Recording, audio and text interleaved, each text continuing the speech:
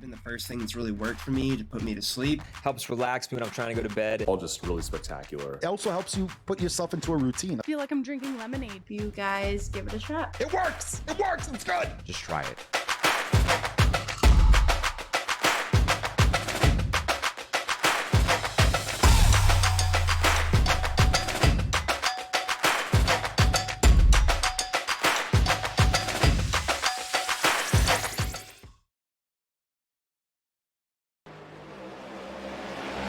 All right, everybody, welcome to the Relentless Racing League. How is everyone doing tonight? We have the All-Star Open on a extremely foggy day in Motegi, Japan.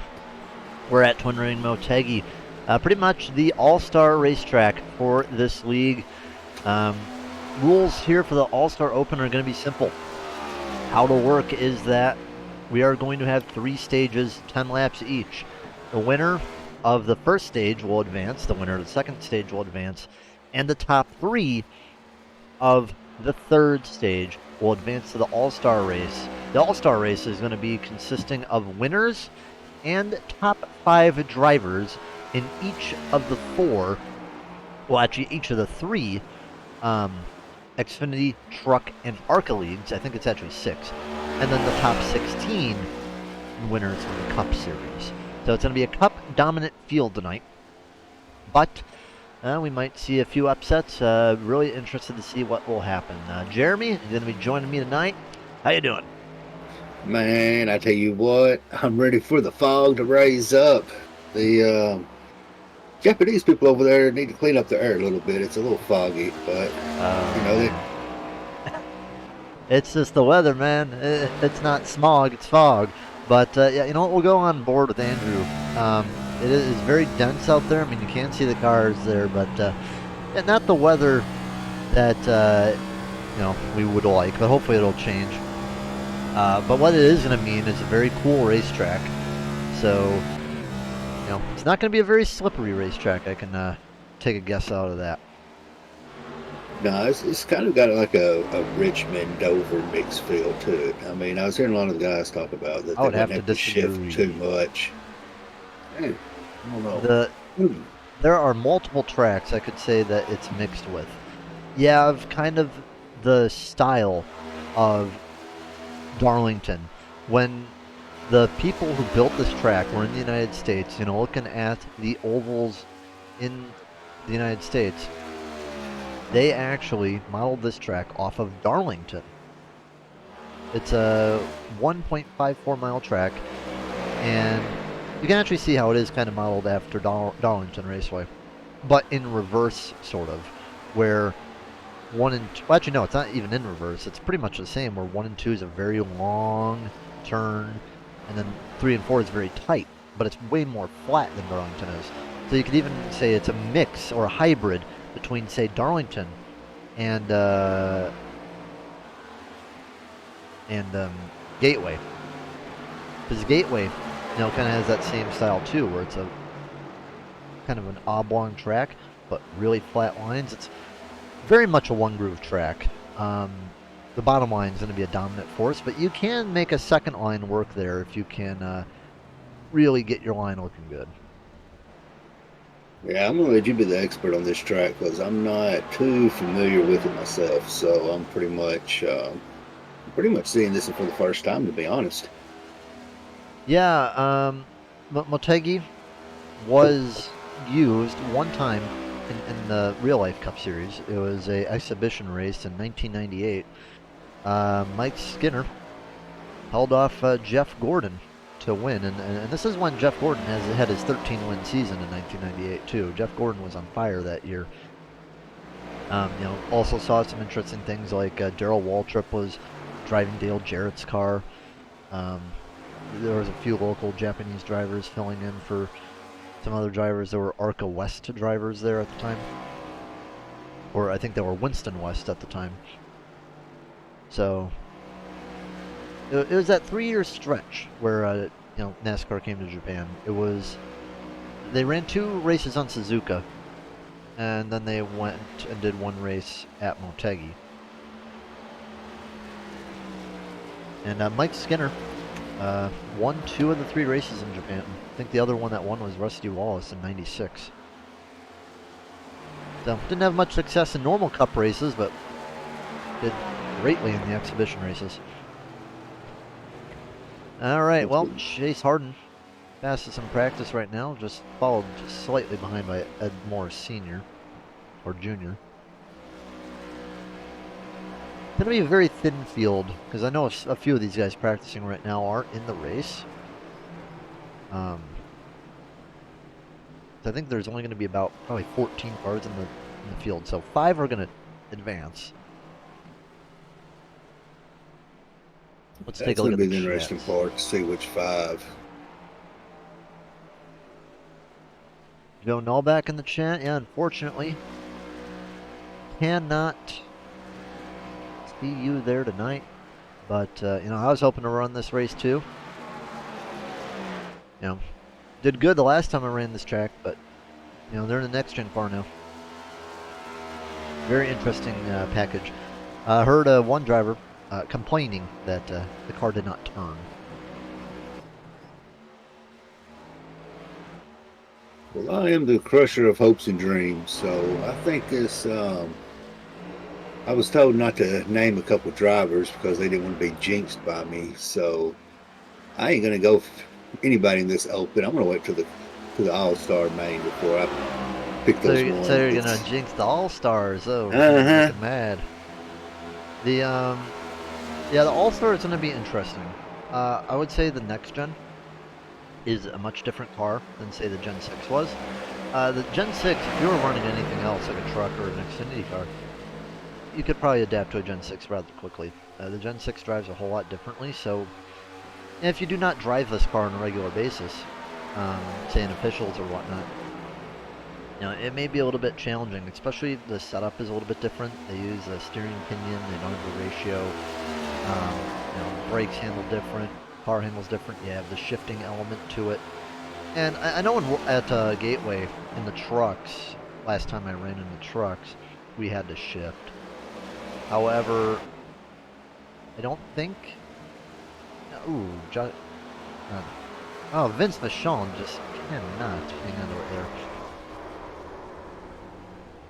Just on the power a little bit too much. But yeah, these cars also have a little bit less grip, you know, more horsepower, less downforce.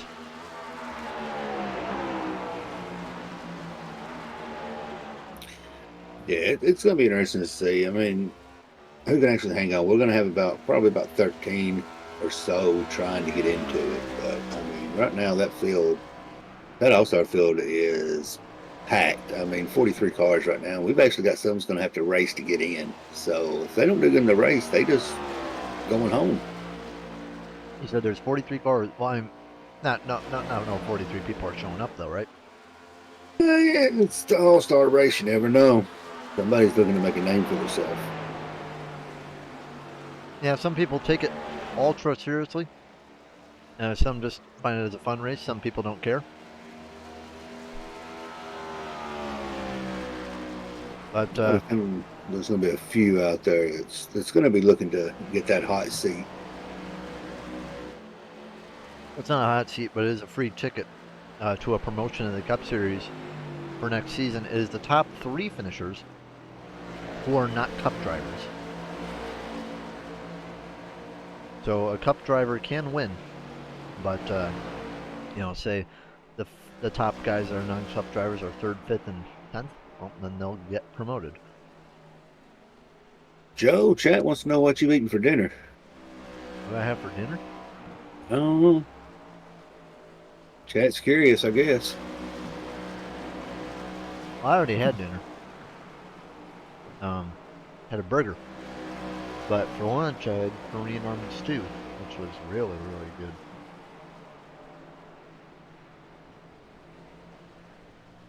So who do you think's going to pull this one off? Jeremy's Southern, so those Southern people like spam, don't they? Man, that's a bad stereotype. But yeah, anyway, spam is pretty good. You cut it up with some eggs, a sandwich, yeah.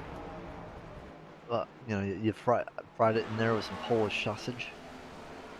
Oh, dude, don't get me started. You'll lose your You'll lose your co-commentator because I'll have to go fire up some spam. I do. Well, you can wait. I came home to do broadcasts without dinner or lunch before starving, and as soon as that broadcast is over, I'm like, I gotta go get some food. Well, that's what we have commercial breaks for. Yep. Chow down on we- a couple French fries and a chicken nugget before before it comes back from commercial. Exactly. Spam is bussin', says Matt. Well, we're fixing to see who's going to be buzzing here in a minute. All right, yeah, Or time boozing. for qualifying. Chase Harden, top of the charts in practice. So I know Rafferty is not eligible. I don't think Kolb is either. I think they're just trying to, and Ethan Flanagan. Not really sure about and Tony Frey too. I'm not really sure about the Xfinity drivers because I'll be honest, I haven't paid any attention to Xfinity. So that's going to be your expertise there, Jeremy. You commentated every Monday with Tony. How's Xfinity season been going? Well, I'm going to tell you what, Xfinity is the series to watch. I mean, them guys are on point. Their racing is hard.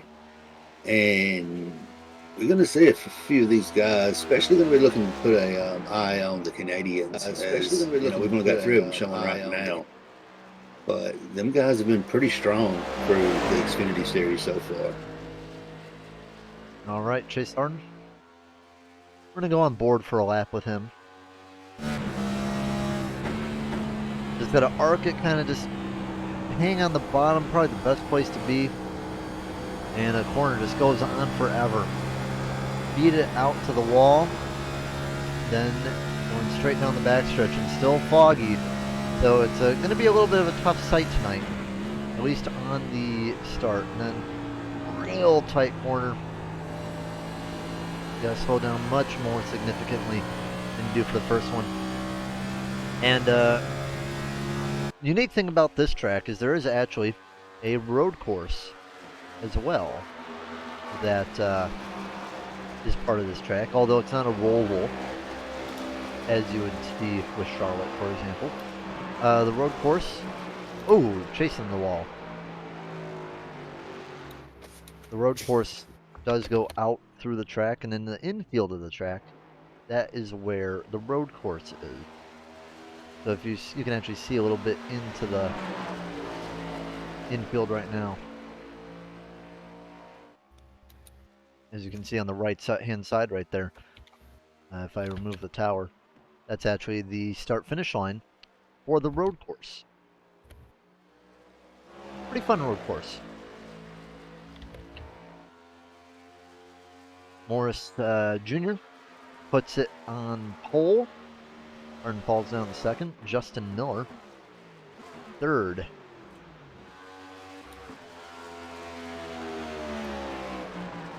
Cedric Barroso. You know, speaking of the Canada drivers, the sponsor tonight, the Revolt Supply Motorcycle Company, they're actually out of Canada by Kevin Jordan. Oh, nice. So, in a little bit, if we track Kevin down, get him up here, and I bet Kevin would love to win that race. I mean, he's not won a race yet, but how about an all-star win?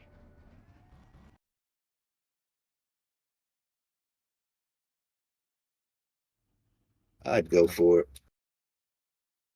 Got a few late entries coming in. Could have sworn that Michael Ball was in position from trucks. I guess not. Yeah, he actually is in it for his one of his wins. So he'll have a chance. He did win a truck race? Not sure why he's qualifying then. Maybe he's a little bit confused. Let me double check my facts on that to make sure. No, he didn't have a win. No, he's qualifying to get in. All right, where's he in 7 points? 7, He is just 7. below the cut. Just below the cut. I'll tell you, that truck playoff is going to be a doozy once it gets going.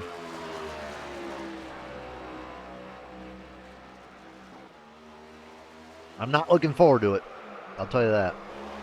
As a driver, I'm not looking forward to it. As Ball slams the wall. Brugge, I know for a fact, has a win, though. I don't know why he's qualifying. Practice, practice, practice. But yeah, as I was saying, that that truck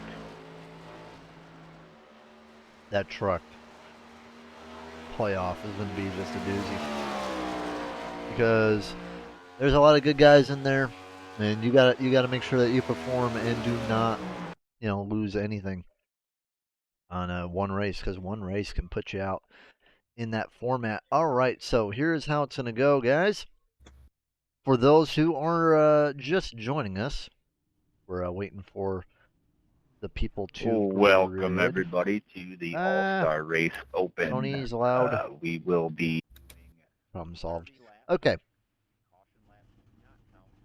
We're trying to find a guy who's gridded. There we go. All right. So for those of you just joining us, 10 laps per stage. Winner of stage 1 advances. Winner of stage 2 advances. And then top 3 of the final stage advance. Caution laps do not count. And once everybody's gridded up, we will see who's competing and who is not. But right now, Ed Morris on pole, Chase Harden second, Justin Miller third, Cedric Russo fourth, Vince Vachon fifth, Johnny Brugge sixth, William Reagan seventh, Civilian Gallant is eighth, Passon Bender ninth, Van Gore 10th, Matt Webb 11th, Mike Simone 12th, Michael Gervey 13th, Michael Ball 14th, got the Michael crew over here, oh my goodness. 15th, Andrew Kolb, 16th, Frey, and I believe the only other person that, yeah, Ed Morris Sr. is going to be bringing up the rear. All right. Ed Morris, I would say, is probably going to be a good shot to get in, as well as Chase. And I'm not just saying that just because they're in the starting two. I say that because one is a very, very amazing driver. Having a rough go at it in Xfinity this year, but we saw what he did in ARCA last year. He did a great job. I think he'll be able to do it. Chase Harden, he's one of the few Cup drivers in here, experience with the car. I think it'll be a very good go at it for him. Going to be probably a battle between Morris and Harden for that first stage win. Then there's the guys that are starting in third, and it's a 13-car field. So I'm going to say Passon Bender. I'm going to choose.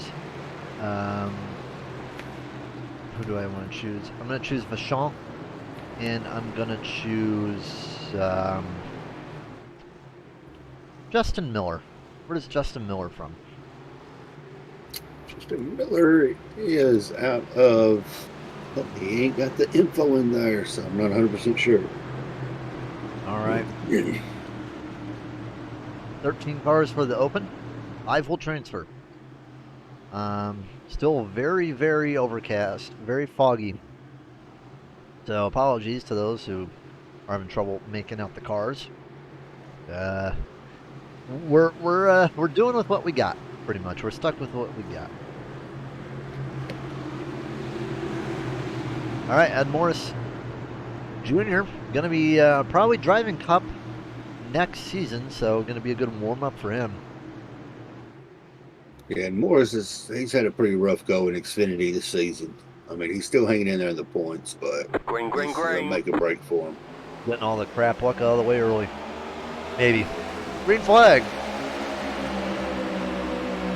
And I'm going to be very interested to see how everyone's going to take turn one. As the high side, you could say, is typically the weaker side. You don't really want to be on the high side that often. You can get a good run off of it. It is a good multi-groove track. You can pinch a guy down there. It's kind of like Ooh, Fast and Bender just got clocked in the rear by the 15. You can pinch a guy off on the bottom. So there's viable places on both sides to make a pass, but if you're alone, bottom's going to be the choice for sure. Get it in, arced in, and then just ride the bottom and ride it out. Ed Morris to the lead, Justin Miller second, Hart in third, and fourth and fifth remain the same. I wouldn't be surprised to see Matt Webb try to push his way up in there. By the way, that's Michael Ball in the all-white car. Looking very high and tries the corner. He's going to get a good exit, but... Ooh, Van Gore in the wall! Van Gore lost it and is not going to transfer most likely. Lost it coming out of the corner and slammed into the wall. Josh Van Gore out. And we'll finish 13th. That's a tough break for him, as he was one that was hoping to get into the All-Star. Chase Harden looking to get the pass back on Justin Miller. A little bit of a wiggle there from Chase. He slides out of the third and fourth turn.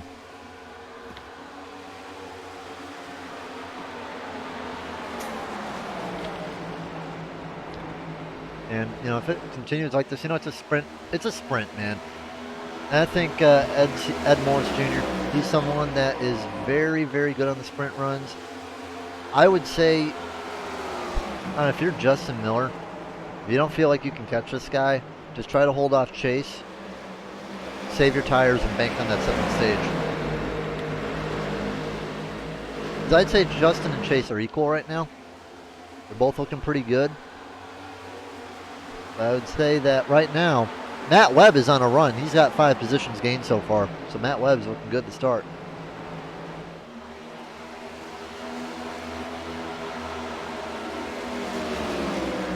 Going to viewers in the chat already. Hello, everybody.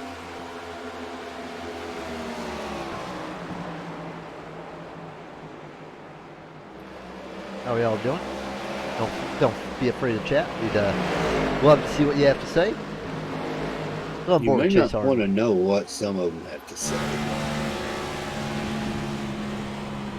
Chase Harden backs up his corner a bit.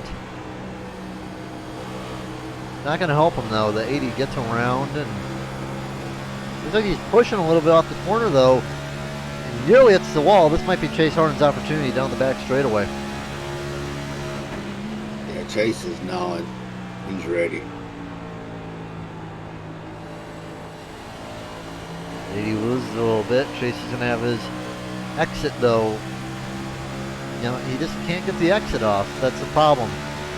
So it's a good, it's a wise idea for the 80 to defend high. Did he just tap the wall? Ooh, yeah, and he went way high. Chase gets second place. And Broso might be able to take it away from Miller too. Miller's going to get the run off the corner, but look at how much time he lost there. Jeez. Cedric looking high, but gonna have to cut his losses. Went a little too high. You get much more forward, I'd say, high on 1 and 2 than 3 and 4, perhaps. 3 and 4 is a really slow corner. Yeah, that was pretty super high right there. Timeless Refuge out there said. All right. The caution will come out with 21 laps to go, I believe. Or will be 20 to go, I'm not sure. They didn't specify, so this might be the white flag lap right here. And Ed Norris Jr.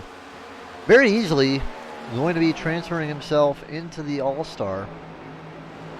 Someone that I'd say deserves to be there. Oh, definitely. Former champion. Couldn't have a better guy win the first stage. And one more corner. And Ed Morris Jr. will transfer. And unless I'm wrong, we should have a caution come out right now. Caution, yellow flag. There we go. Ed Morris Jr., stage 1 winner.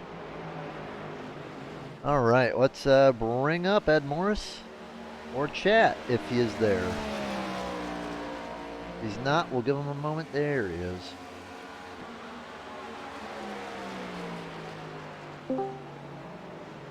All right, Ed Morris Jr., how you doing? Good, man. All right, well, you ran away with it on that first stage, and you're in the All-Star. How about that? That was the plan. I wasn't worried about saving tires. I was just running it hard in that very first 10 laps to lock myself in. So You hoping the track is kind of like this later? Just I pelted with hope so fog? too. Maybe a little less fog, but with the cool temperatures, there's grip. You know, it feels pretty good, Now, especially for just buying this track today. So going to be starting in the rear, as all the people that are competing in the All-Star will be doing. So my question is, how do you feel about working your way up through the pack for those 100 laps? it'd be interesting, to see what this thing's gonna act like in traffic. Just try to keep it clean. It's a long race, big track. A lot of people are going to be moving around, so we'll just be steady and take our time and work our way through the field and try to get up to the front and hope for some good pit stop strategies and stuff like that. Hopefully we go green. So All right. look forward to it. Well, good job in the first stage, and we'll see you in the All-Star. See if you can win it from the rear. Thanks, man. See you soon. All right. That was Ed Morris Jr. Where were you, buddy? North-south. North-south. Part of that north-south hate crime. The north-south thing. They moved all the dang chats around. Chase Harden, the only driver to bolt tires on. And I'm going to be interested to watch Chase. Maybe just didn't feel confident in the tires. Ed took it and just walked away with it. So, I mean, if these cars can do that, if you can get out in the front fast first, you pretty much can walk away with it and keep yourself off the wall. All right, so there was about, looking at here right now with Chase at least, his fall off literally was a 10th. Now, granted, he didn't have the fastest lap, but I'm a little bit concerned for Chase. I don't know if he's gonna. It's gonna be tough for him to really get up there in 10 laps. That's a risky call, I would have to say.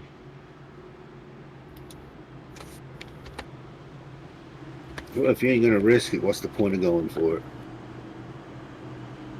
Could be going green, I think, this time by. No, should go under green. Don't mind the SDK, it gets stressed out with no caution laps not counting. It has no structure or standard right now. It's not fond of heat races either. But Harden will be starting 11th. Justin Miller going to be leading to start. So one of my picks is in at least, so we're 1 for 1 right now. Who do we say? Who else did we say? We said I'm pulling for Webb. Webb, yeah. Continue to pull for Webb.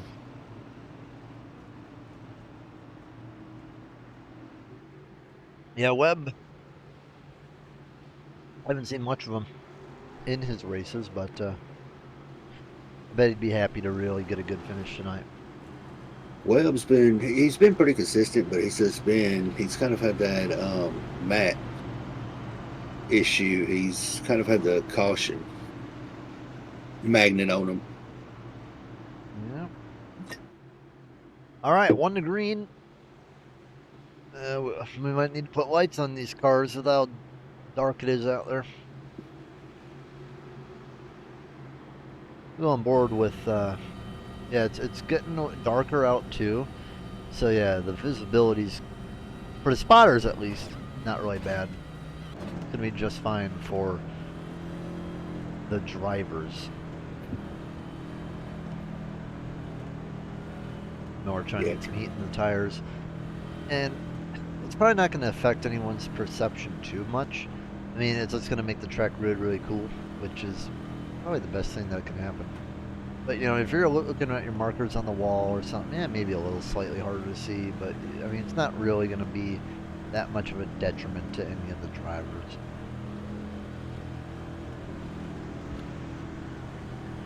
You just got to pay closer attention. That's all. What time is it in game there, Jeremy? What do you ask me something?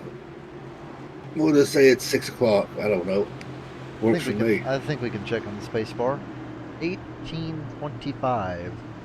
That would be 6:25. I wasn't far off. Oh yeah, fair enough. Yeah, so it's gonna start getting dark out.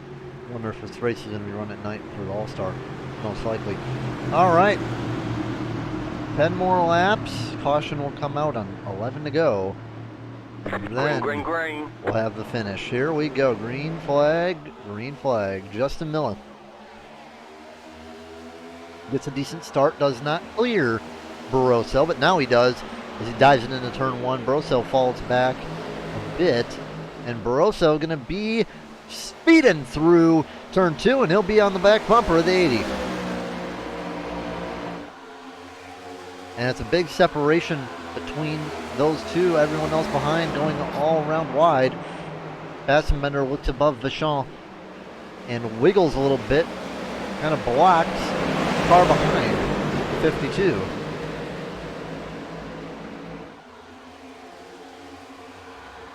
Michael Ball, the most visible car, slots in the 6th right now. Side by side still Vachon and Fassbender. Fassbender will take 4th place away. Matt Webb moves to 3rd. And Justin Miller leads just by a couple of car lengths on the back straightaway. Yeah, Cedric's after him. Yeah, Cedric has to have the, the long term in mind, though, because he wants to get in there, and if with Justin Miller pulling away like he is, maybe that's the best way to think about it, is just to try to be in the position to get that top 3.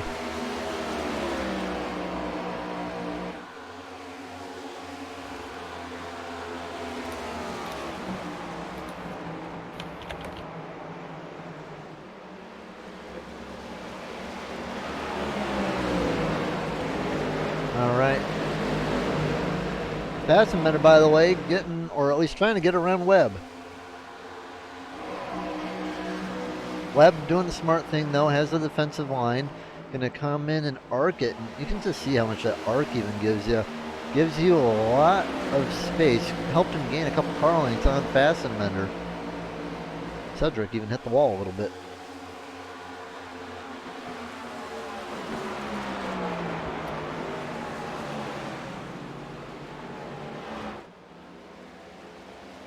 Well, Jeremy, your pick's in 3rd. Oh, man, Fassbender in the wall. I'm not saying anything else about him because he is running 3rd, so. That battle right there with Harden and Balls fixing to heat up. Chase Harden, brand new tires, up to 4th. He's only going to have 4 laps to do it, though. So, my question is he going to have enough time?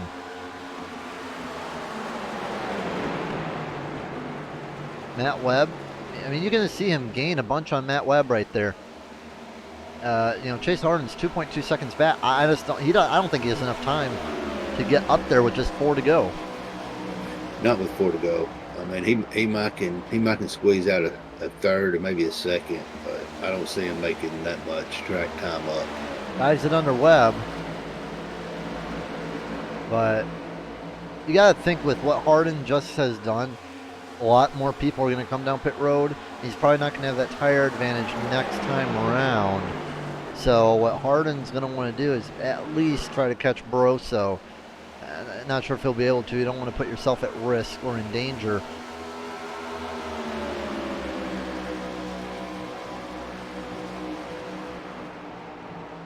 Harden's also running a lot harder than those two. So he's going to wear his stuff out quicker. I mean, it's only a 10-lap run, yeah, but you know, these tires take a bit to get up to the optimal temperature.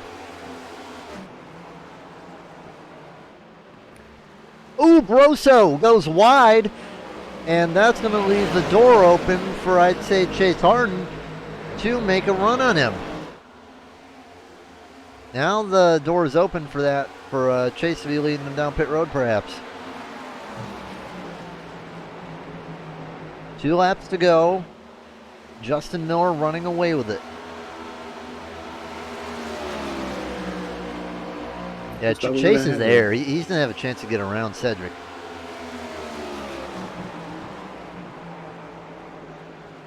Looks like we may have a first time Justin Miller pulling into the All-Star race. Yeah. Chase, oh man, Chase nearly lost it. 1 lap to go in stage 2. And Harden's just thinking, where am I going to go? Down into 1 and 2 for the final time. Harden looking to be leading them down to pit road, perhaps. Tough track to pass on. Don't forget about Ball and Webb back there. Yeah, they're too far back to make anything on that one, but Chase Harden won't be able to do it. Justin Miller, stage 2 winner. Oh, Chase, don't lose it. Stage 2 winner, Justin Miller. Broso, Harden, Webb, Ball. Caution is out. All right. this is really going to shake some things up, Joe. Miller heading to the All-Star.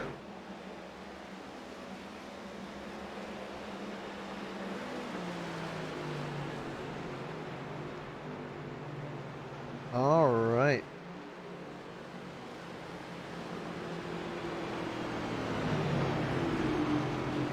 $32 viewers in the chat. How about it? All right, let's see if I can find Justin Miller in the Discord. I don't even know where he'd be. I do not see him. I do not see him. All right, well, we'll send him a message real quick. By the way, if Justin or if any of you guys know him, shoot him a message. Tell him to get up in here. At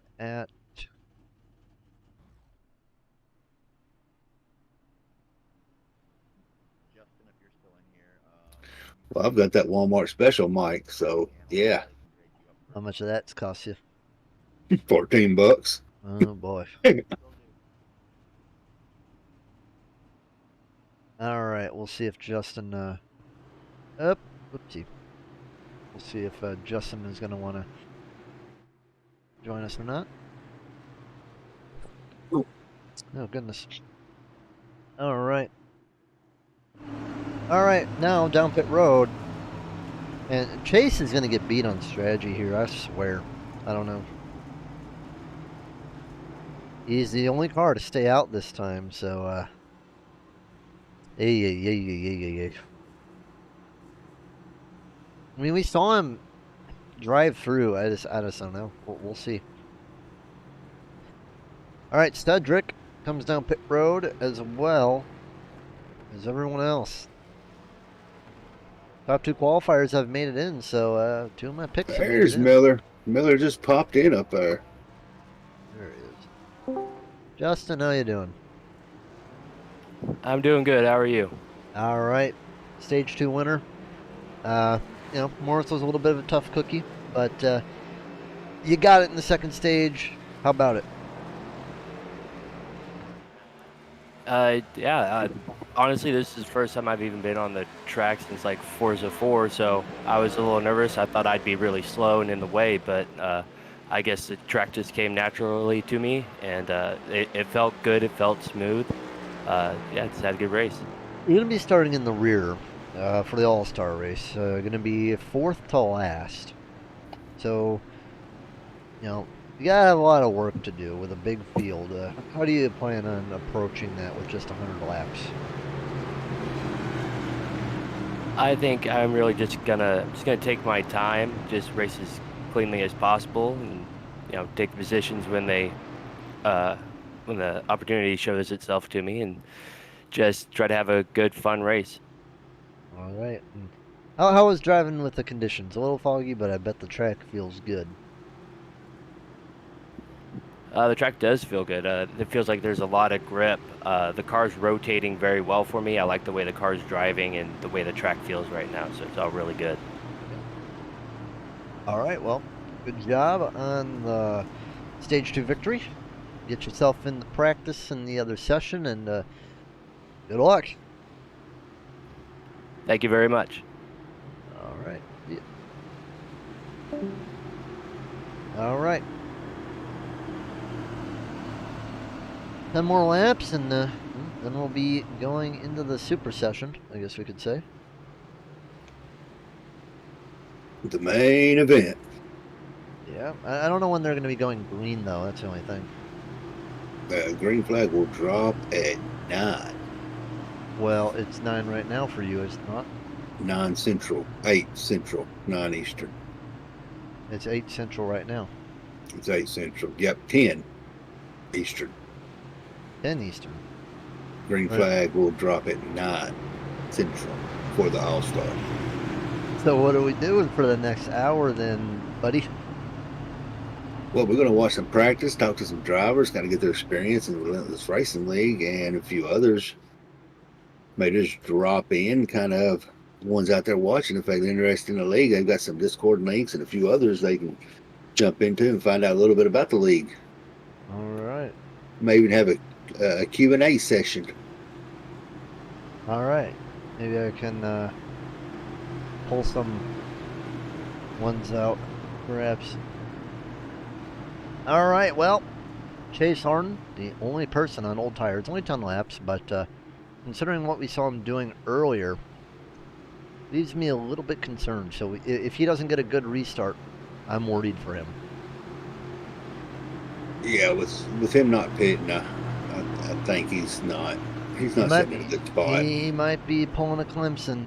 I don't know, man. Yeah. We're just going to offend the Clemson fans out there. Clemson who? Clemson fans. Yeah, irrelevant. Well, who do you like out there in the college football land? Tennessee? Exactly, the only real orange team.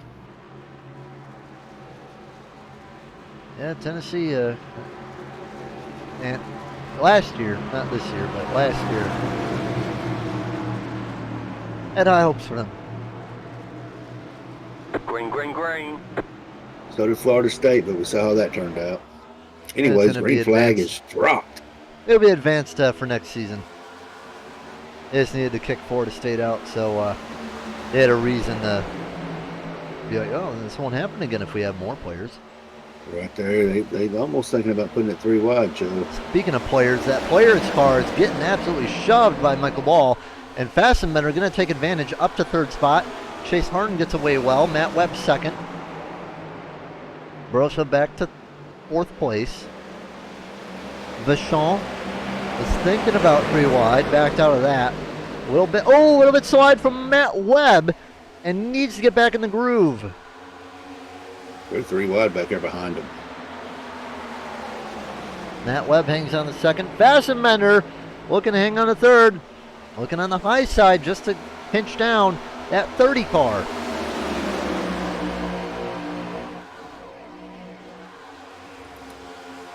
Chase got the restart he wanted, and he's opened up the door right there between him and Webb.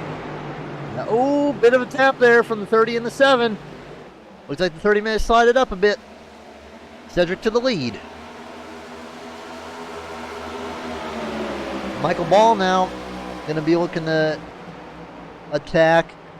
Just barely cuts the nose off the 83. Well, these guys are fighting for everything they've got. They know what's on the line here. Vachon looking loose and falling back.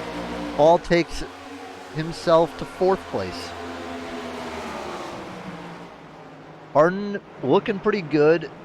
So is Matt Webb. Matt Webb has a decent advantage with these two fighting behind him, and he wants these guys in 3rd place to fight. He just wants to get away from them and not be involved. I mean, he's Oh, in a in good the back. spot. We got spinning. Caution is out. That's going to be Michael Gervey Ed and Morris Ed Sr. Morris. Oh, Chase did not want that. Yeah, Chase did not want that out to a good lead. I think also Matt Webb didn't want that too. So the 20 got loose. You know, this car is hard to save, especially if you've never tried it before. And oh man, a little bit of bad net code there for the 40, but big If it hit had for a the net 20. coated him, he was still popping pretty good. Big hit for the 20. I think the 40 is going to be okay, but yeah. I'm Michael Gervey. I'm throwing 4 on that car. So we're going to be going 5 to go at the line once everything's all said and done. Timeless Refuge, yeah, he's good after those slides. But on that code, that was like a 5-foot gap. Not wrong. No, but if he had a net coated, he was going to hit him anyway.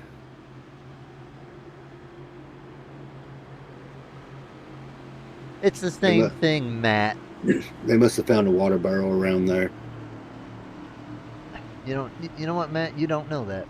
You don't know that, Matt. I like having the net code, prediction code argument with Matt. It's fun. I know that too, but, you know, pretty much act the same way, essentially. If I say net code and you see something like that happen, I mean, people know what you're talking about, you know?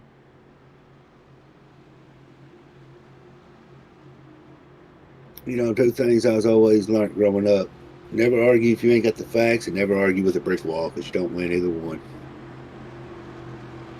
I mean, if you take a sledgehammer to the brick wall, maybe. Mm.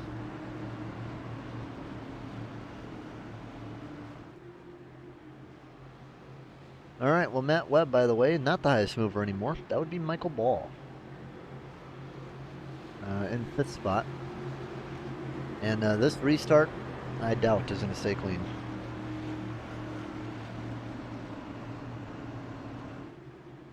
It's going to be getting tough.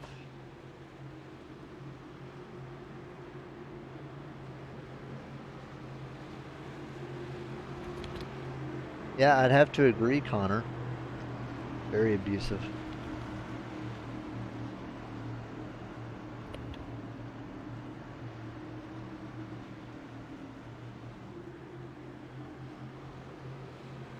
Yes, it does. I consider it more motivational.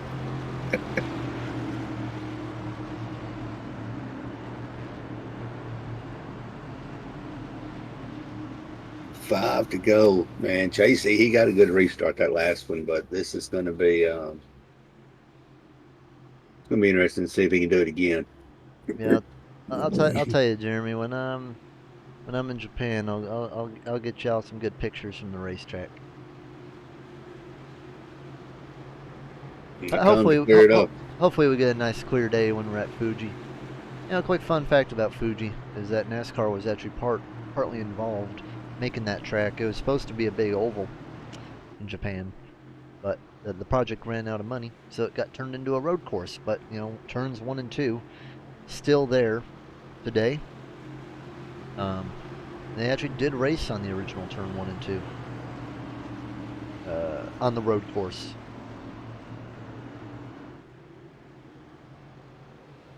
I was thinking though, if a creative mind really wanted to, you could make Twin Ring into an interesting type of roval or even a rallycross course. There's potential to do a lot at this facility.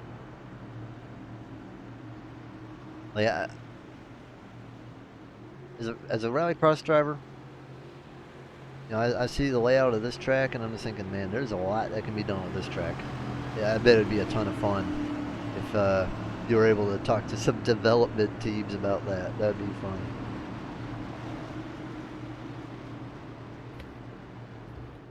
All right, going back to green this time by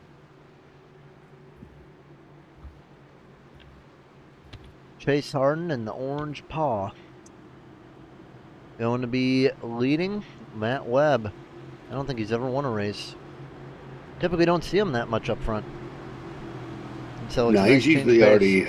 he's usually already been caught up in a wreck or something. So Can't remember. Is he running truck or Xfinity? he's running Xfinity. Or he's running truck? Well, if you knew, why'd you ask me? Because I'm checking my sources, Jeremy. Well, I'm not a reliable source right now, and it looks like he's sitting 14th in the truck points. Not bad. Not bad.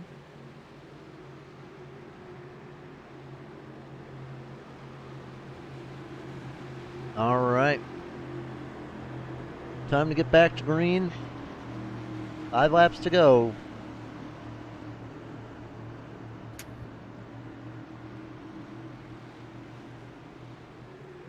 We got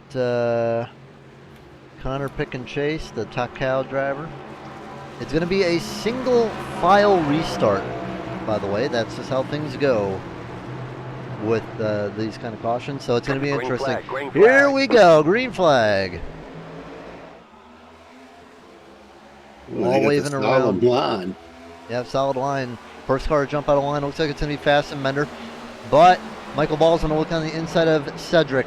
Michael Ball going for the transfer spot. Wiggles a little bit coming off the banking. Oh, don't lose it, Michael. Michael's losing it. He's losing it. He has lost it and into the wall hard. No caution yet. And Cedric will inherit third. Fassenbender now trying to attack Cedric. And Cedric can't just lay off because he knows that, you know, he loses that spot, he's out. So he's going to try to make the pass on Matt Webb. Cedric goes down low. Justin Mounds, I know that name right there. That is a AWG driver. Appreciate you dropping in. Cedric takes the point, and now to second. Chase Harden has a pretty reliable gap, I'd say, so Chase Harden shouldn't be worried unless a caution comes out. Matt Webb right now third. And you can just see the gap. It's a large one for Chase, and it's going to be very hard for Cedric to do anything about. 4 to go this time by. Yeah, Webb's holding on for dear life right there. Fessenbender's trying to get in there. Last thing he'd want to see is another caution, though, with a few of these drivers.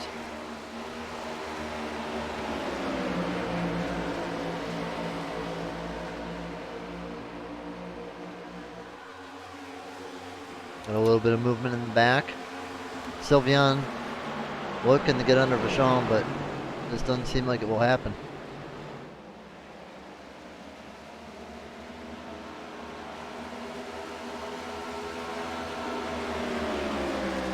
Fast Bender, I don't know. He's got to get pushing because there's only a couple laps to go. I mean, do you dive bomb him? I think Fast Bender's too nice of a guy to bomb him. You know, Fessenbender he's a clean, hard driver, but every now and then you got to throw all regards out the window. He is getting gapped though, but I don't think Fassenbender would be the kind of guy to do that. There are some drivers that probably would, but I would. I would in a heartbeat. He'll be setting the league back 20 years at that move. You get that reference, you'll know what I'm talking about.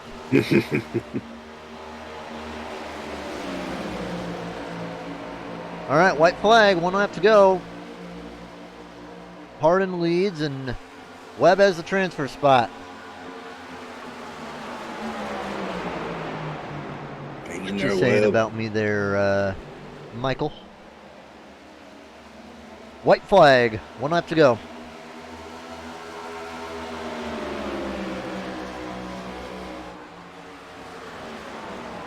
Fassenbender looking for the transfer, but it's just not going to happen. He's going to be 1 position short if he can't get it this turn around. And I think there's enough of a gap where it's just not going to work out for that 7 car.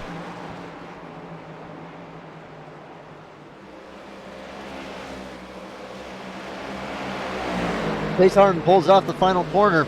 He wins the All-Star Open, and Cedric Broso and Matt Webb get the top 3 and transfer all in. Fassenbender, Gallant, and Vachon. The last car is the finish. Michael Gervey, Michael Ball, Ed Morris Sr. out. Chase Harden. Well, you know he's gonna have Yeah, his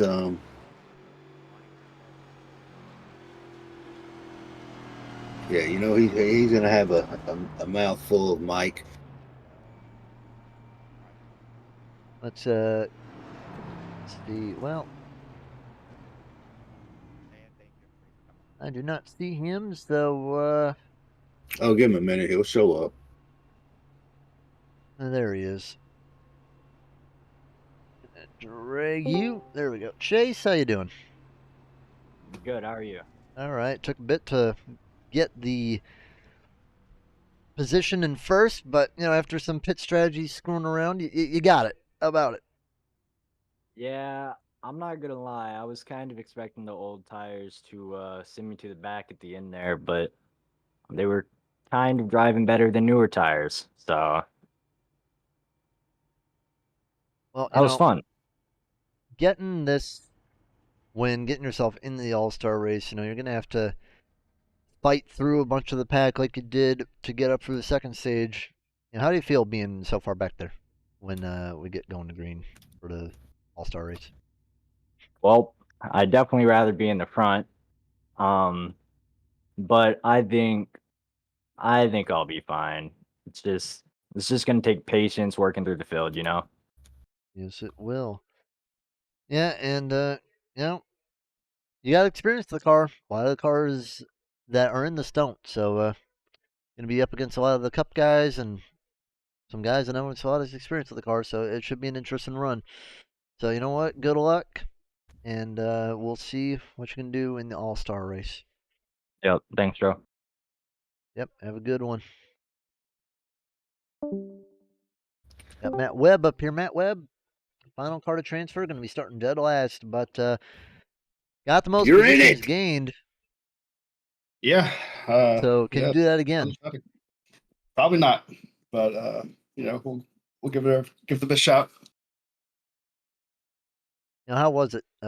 Working your way up through the field like that. Getting No, it was fun. third. Yeah, no, it was fun. I bought the track about 15 minutes before the race started, so I didn't really get as good of a qualifying run as I wanted. But yeah, it was fun working my way through the field and maintaining. I mean, here's my question: how do you feel that you're going to do in the All-Star race? Where do you think? Where are you predicting yourself to finish? I don't know. I'm just hoping for a middle of the pack finish, something respectable. But we'll give it the best shot. All right. Well, good job tonight, and I appreciate it. we'll see what you can do. Maybe you'll last to first. Who knows? We'll see. Have a good one. Yeah, you too. Bye. Goodbye. All right. We'll give Cedric a moment to see if. Let me check Cedric's channel. Let me see if he's in there or not. I might have to abandon you for a second there, Jeremy. That's good. No, he's not in there.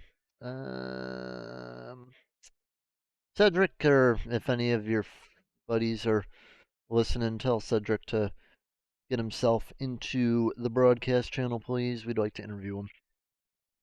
But overall, good start to the All-Star race. We're gonna have a quick commercial break, switch sessions up, and get everything going for the All-Star. So we'll be right back on the Southern Broadcast Race Network. Winner of the All-Star Open, Chase Harden. We'll be right back.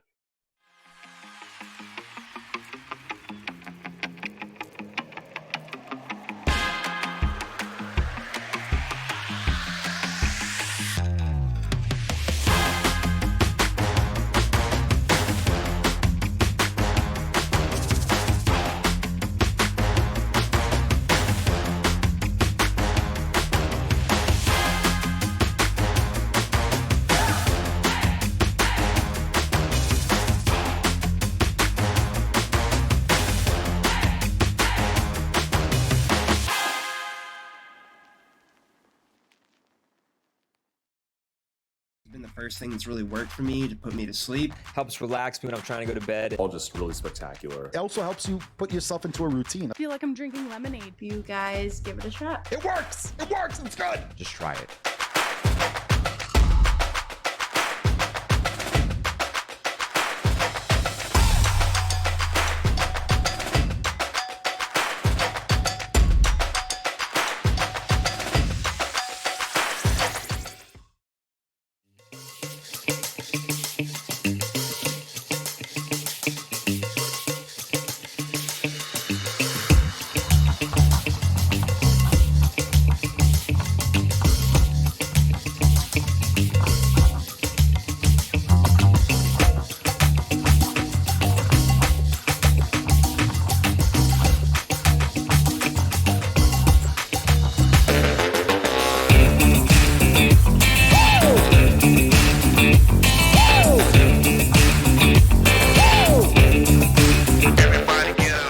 The search is over. The most comprehensive oval scoring solution is here. Featuring oval playoffs, adjust drivers per round, custom number of rounds, custom playoff points, provisionals, optional win and you're in, custom playoff displays, rookie championships, optional minimum participation, and load those results in seconds.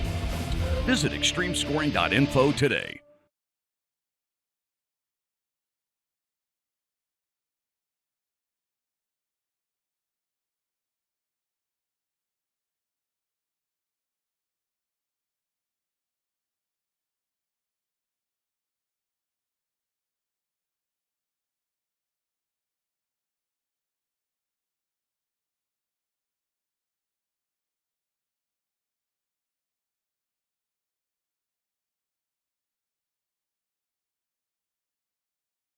Sounds good. All right, we're back on the Southern Broadcast Race Network. We have Kevin Jordan with us.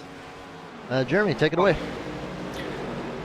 Kevin, a little bit of, your Revolt Supply Company, a motorcycle group out of Canada. Pretty good stuff I've seen, man. Why don't you give us a little bit of history of the company and everything? Yeah, I mean, it's just a small startup company that me and a few guys put together last year.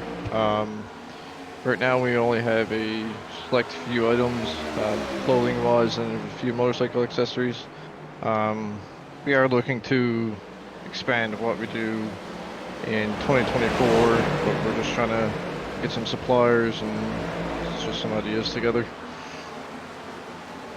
I'm looking here through some of the products on the webpage, and if you are out there, the webpage will pop up out in chat, but man, them shirts are pretty nice. I like that Revolt Manufacturing Supply Company. I like that logo there.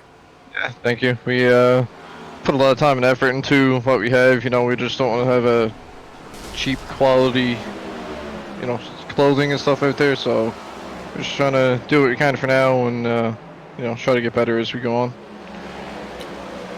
And also free shipping on orders over $150, so that's anywhere in the world. I mean, to ship from Canada anywhere else really can be pricey, so that's most of the part there behind the value of it.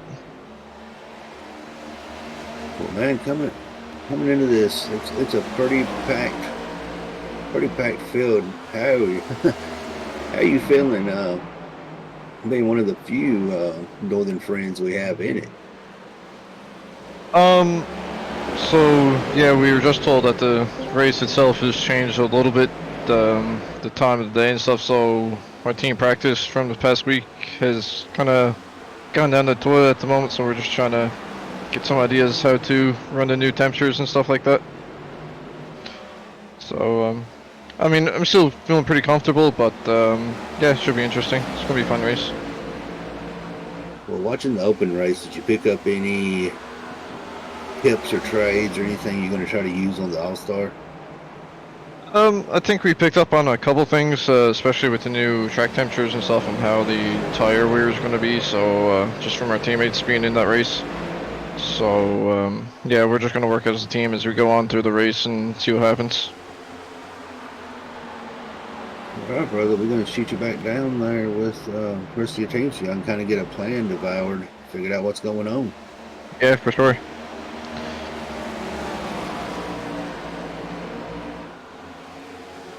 What's up, man?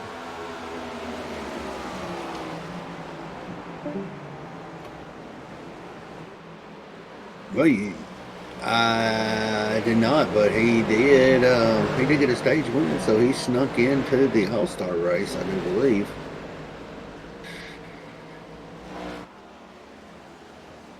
How did the track feel for you, Miller?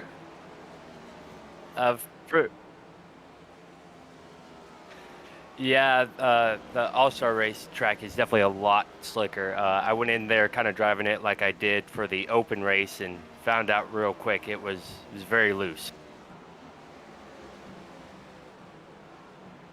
Well, at least we can see the cars a little bit better now. I'm glad they turned on their air purifier, got that smog out of there.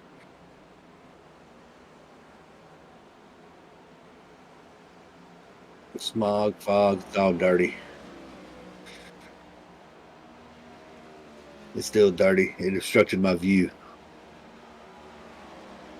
I like the fog. Gave me a lot of grip. Definitely. Throw some rain out there.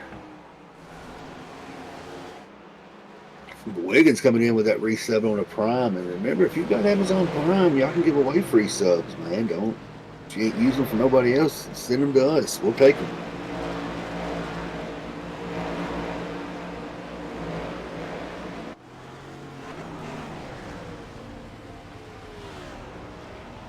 Thank you very much. I'm gonna go out there and practice a little bit more and get the better hang of it. I want to try to win.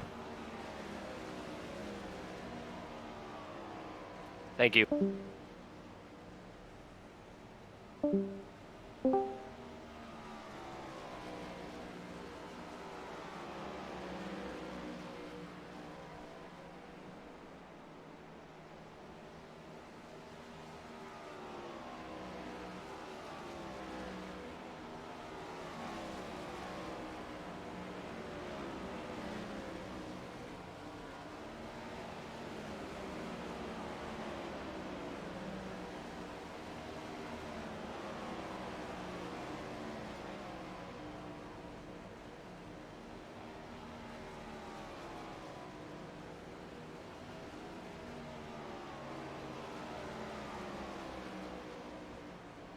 Real quick.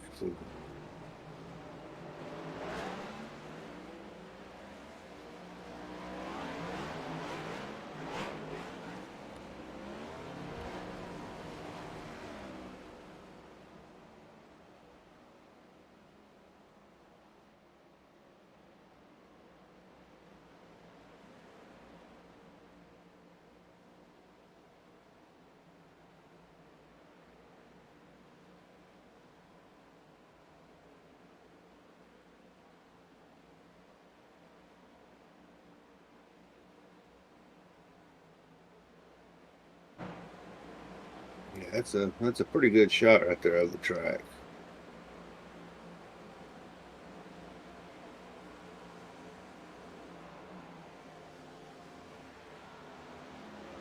I was muted. I was muted. Oopsie. Alright, we're back though. Had a slight problem, just had to fix that. But, yeah, as I was saying, you know, Jeremy was talking earlier, you know, question and answer, Q&A stuff. If you have any questions... Tony up here. Yeah, go for it. But chat, if you have any questions or anything you'd like answered, you know, feel free to, you know, shoot us a question in the chat. We'd love to answer it. We'll put Tony on the spot for a minute since he didn't answer his messages. How's the track feeling, Tony? Oh, it's pretty greasy, man. You think it's gonna go well with some spicy tonight? Oh, it's definitely gonna be spicy. A lot of people are struggling through 3 and 4. It's really easy to lock up your front tires and just push wide. So if there's a car on your outside, then she's just snappy loose off the corner. So it's definitely going to be interesting. Ooh, I gained some time. Yeah, right now 14th fastest. Yeah, it's definitely going to be definitely going to be a spicy race. Well, man, since we've got a few minutes to burn, would you give us a little rundown about Relentless Racing Leagues, the guys out there, girls out there that may be interested in it, this, that, and other, and what everything consists of and how it flows. Sure, yeah. So, Relentless Racing League, we are sponsored. Whoa! We are sponsored by Cutscenes Sleep and Ancient World Gaming as our overall league sponsor. We also have our additional series sponsors.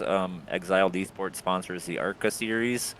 Martin Sports sponsors the Truck series. Jabbit PC sponsors the Xfinity series. And GC Cruise Travel sponsors the Cup series. Rundown on how the league works. It's a progression style league. You come in, you start in ARCA and or trucks. You race the season, meet the minimum requirements, then you can move up to the Xfinity series. Same thing there, you meet the minimum requirements and you are eligible to Cup. We have our little exhibition races to give some of these guys the opportunity to fast track straight to Cup, which is kind of what you're seeing tonight, with a lot of mixture of ARCA, truck, and Xfinity drivers. Should they finish in the top 3, let me rephrase that, the top 3 lower series drivers in the finishing order will be eligible to fast track to Cup next season. We run Xfinity on Monday nights, trucks on Tuesday nights, Cup on Wednesday nights, and ARCA on Thursday nights. All our sessions are at 9 p.m. Eastern Time, with the exception of the Cup Series is at 8:30 Eastern Time. Let's see what else. Broadcasted on all 4 series. We also do a fun series on Friday nights, which kind of changes as each series finishes up. We'll change it up and do something different just to keep let people come in and race some different things. All in all, fun series. I think our admin team is about 16 people, give or take. Pretty large admin team. Free to join. And like I said, all series are currently broadcasted, aside from the fun series. I think that's about it. Well, we was going to give Chad a chance to put you on the spotlight, but nobody's really jumping at the bit for it, so I guess you got spared. You know what? You got your interview list, man. Start pulling them. I wish I could pull a few questions, but I already know the answers to them. Okay, I guess if you know the answers, they're not really questions then, huh? Yeah, I guess. I guess my only statement is pretty please put a dirt track on the Cup schedule. I'd love to see it. Yeah, I don't know about that. It's fun. We'll all have fun. Well, I'm about ready for those drone batteries to die. Yeah, we're just having a little bit of fun with the cameras, Got 30 minutes of a practice, so. Yeah. How did you like that? But I'll tell you this, Tony. Here's my question. Who do you think is going to be the top 3 transfer drivers? So, as in that, let me rephrase that. Top 3 lower series drivers. Top 3 lower series drivers. Who are those top 3? Oh, well, if I had to guess, I'm going to say Ed Morris. He's more than likely going to be up there. He's going to come from the back, all right? I wouldn't be surprised. Oh, absolutely. Ed's fast. He's a good driver. I think that Adam Pettit will probably be one of them. Pettit? All right. Yep.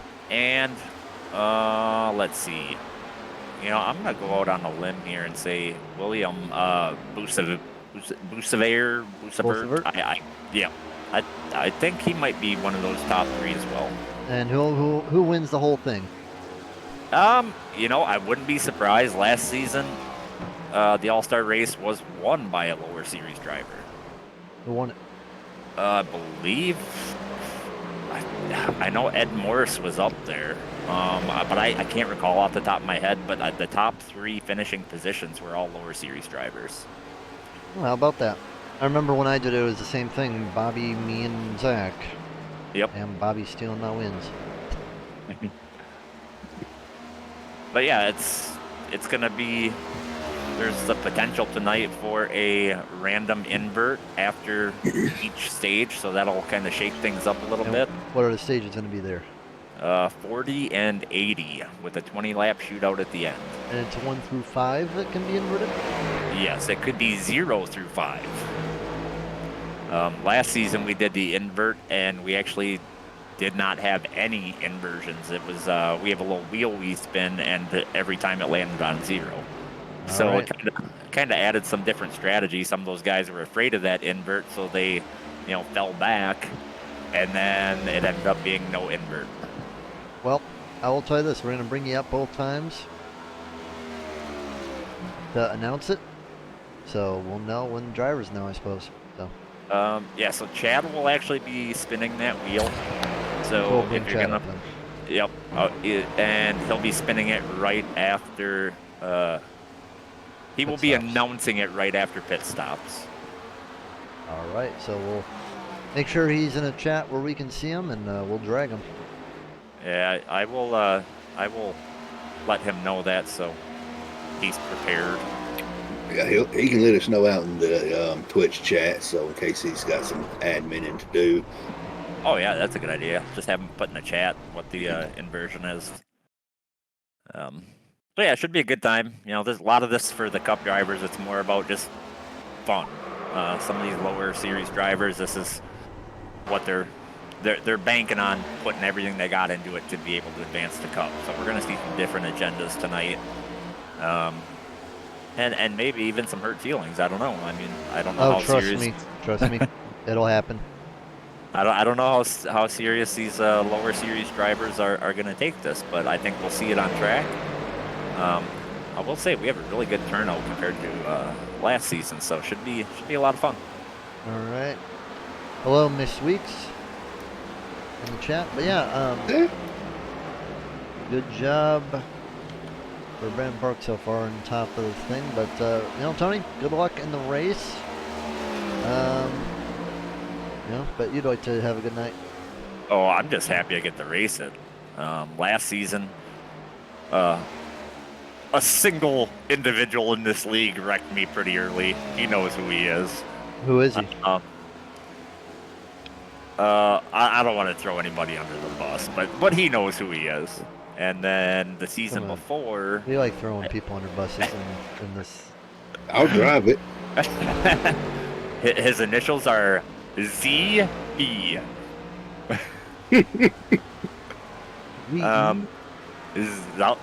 Zulu Bravo. Oh, teammates! But the season before, I didn't get to race it because I had to race control it, and that was at this track in the Gen 6 car, and it looked like it was a lot of fun. So I'm pretty excited. What did you run last season? I forgot. Last season was Nashville Super Speedway. Oh. This track's much better. I think some people would agree, but I think a lot of them are hating it right now because it's pretty wild out here right now. I bet they wish they could have run in the open. The open was foggy and cold. Yeah, definitely a difference. Oh, and by the way, I did not tell anybody that I changed this to an afternoon race, so they got a little bit of a curveball with that too. It was scheduled to be a late afternoon race, but lighting would have been potentially an issue with a 100-lap race. The track is lit, but there's the whole back stretch is pretty dark.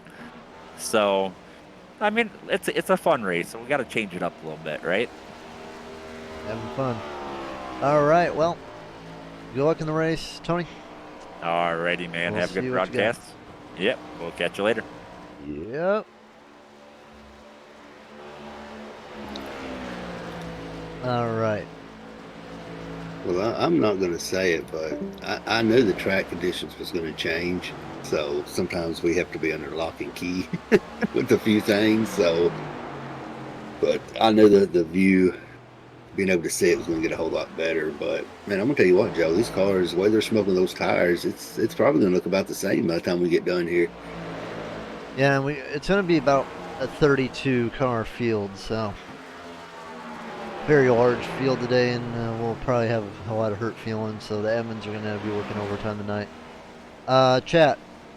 If you got any questions for us, we'll have our full undivided attention to the chat. So we got nothing going on for like 14 minutes, except for qualifying after that. So if you guys have any questions,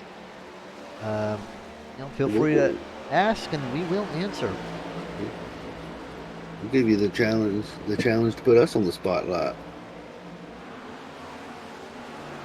Yep. All right. Give that a few minutes, and if not, maybe we'll start dragging drivers. Who won last season? Do you know?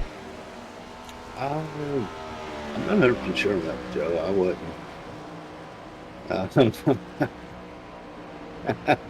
I can answer that one. It was Ethan, wasn't it?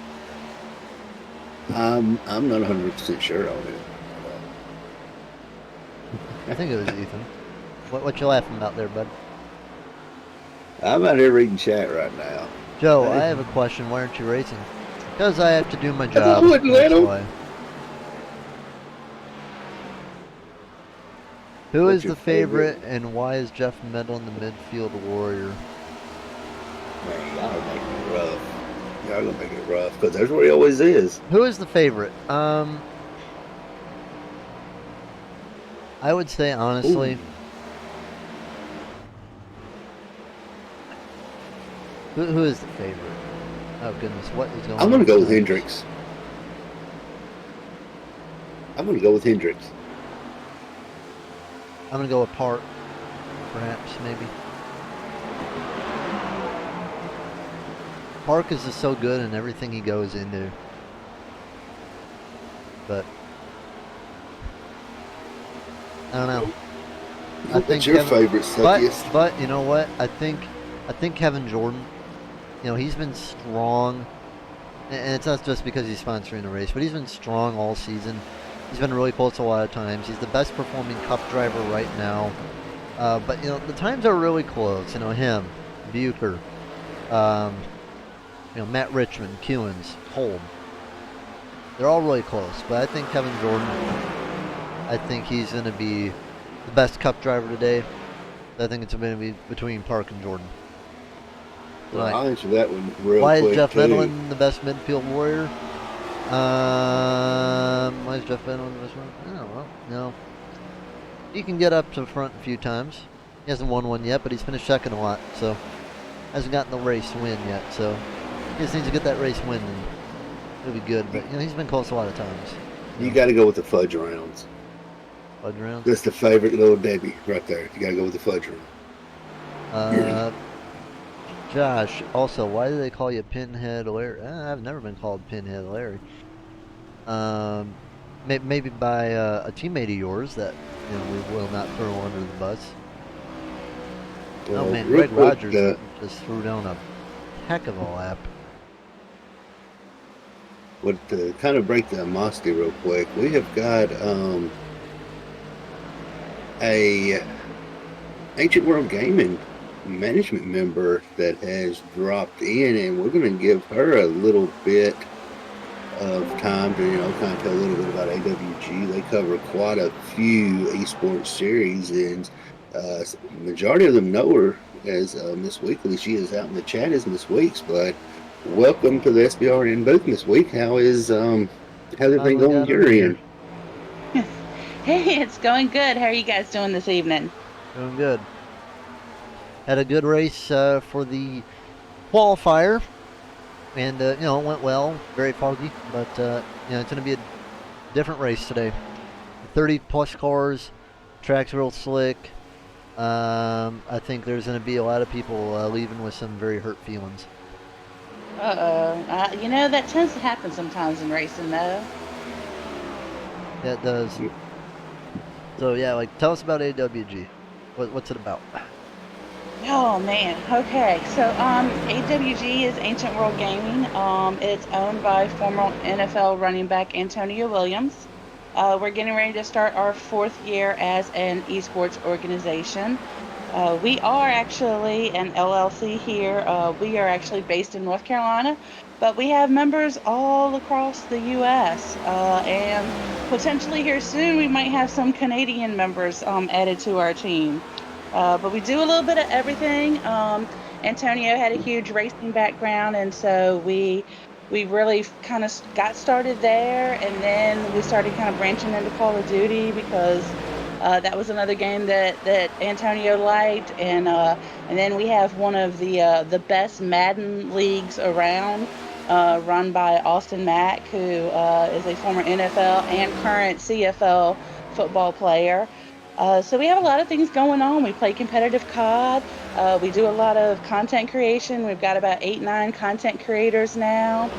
And we've got obviously partnered with Exile Esports and Bobby and all of his drivers who've been doing a fantastic job this year.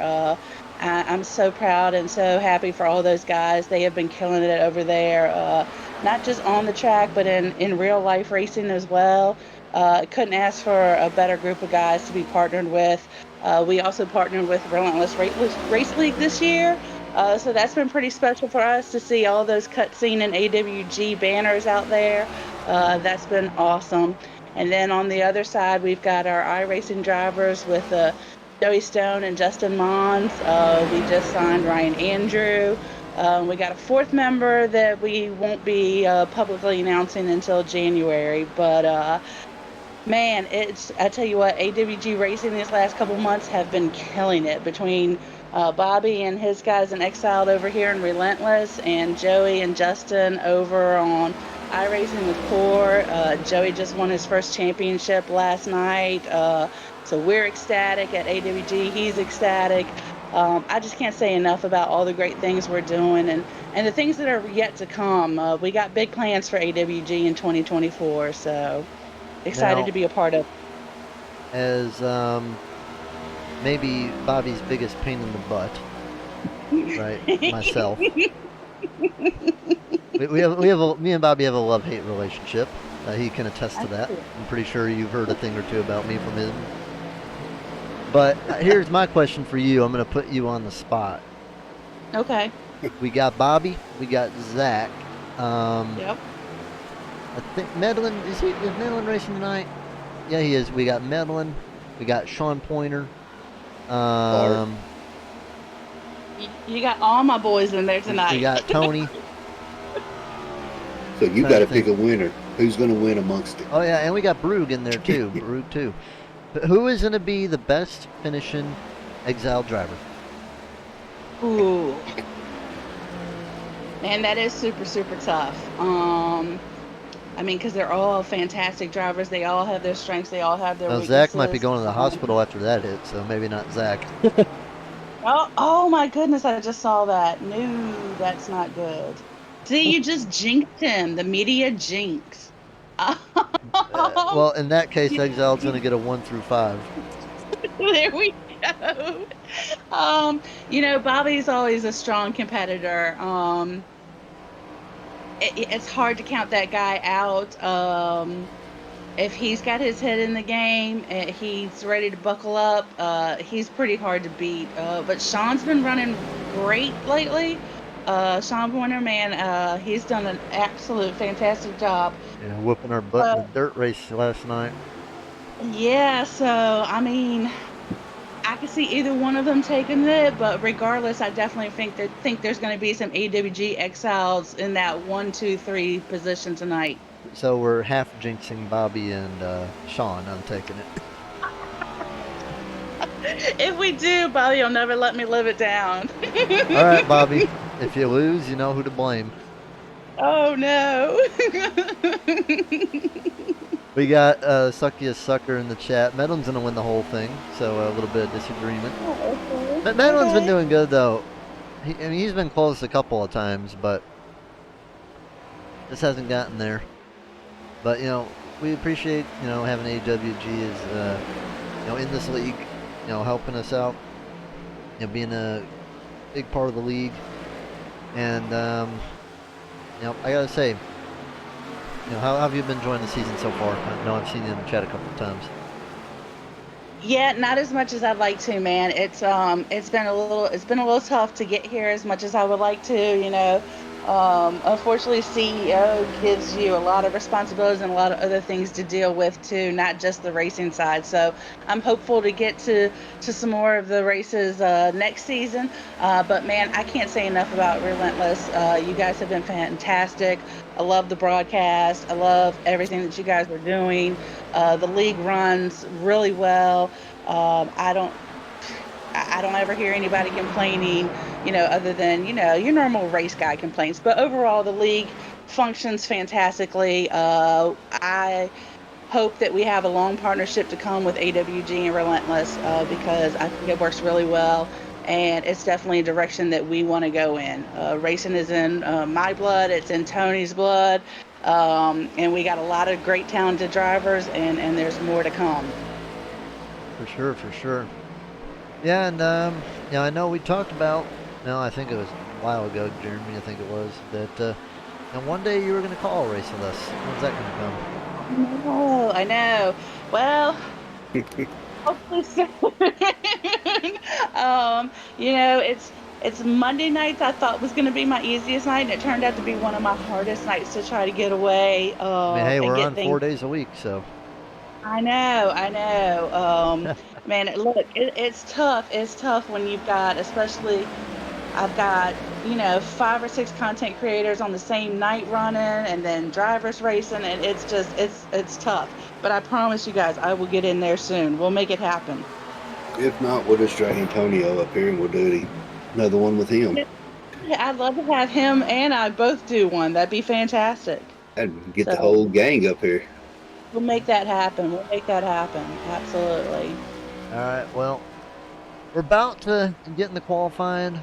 Right now, Greg Rogers fastest in practice, only person ahead of 5 in qualifying.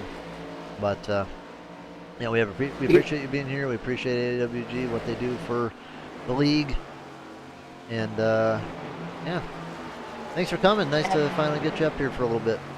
Absolutely, absolutely. Thank you guys so much. You got And anything, yeah, Jeremy? I can't thank you guys enough for all you guys have done. The broadcasts are awesome. The league is awesome. And like I said, I look forward to many, many more seasons with the AWG and Relentless Racing League. All right, Miss Weeks, we appreciate the time, and we know you're actually busy being an actual sports mom also. So we're gonna let you pin back to all those AWG children you've got over there to keep them in line. But thanks for the time, and we'll look forward to seeing you up here with us in the near future. Absolutely, we'll make it happen. Bobby in the wall hard. You guys have. Oh my gosh, he's gonna beat me now. No, it's just practice. Man, Practice don't matter. I'm headed. Oh, there we go. Okay, I was gonna say I might have to head for the hills now and hide. Yeah. Miss Weeks, we appreciate your time. We're gonna cut you loose, and did you get back to mom duties? Have a good night. Yes, sir. You too. Thank you, guys. All right. We got a question in the chat for me. Questions for Joe is the name of the person. Hey, Joe, if you could have dinner with any historical figure, who and why? Ah, Jesus. That's a tough one. See, I love the NASCAR drivers, you know. I'm trying to think of like who would be the best person to have to like get some good stories out of. You know. I'm pretty sure Thomas Jefferson could tell some good ones. Yeah, he could. You know, Richard Petty would be a close one. You know, non-driver, non-NASCAR, non-NASCAR. Damn.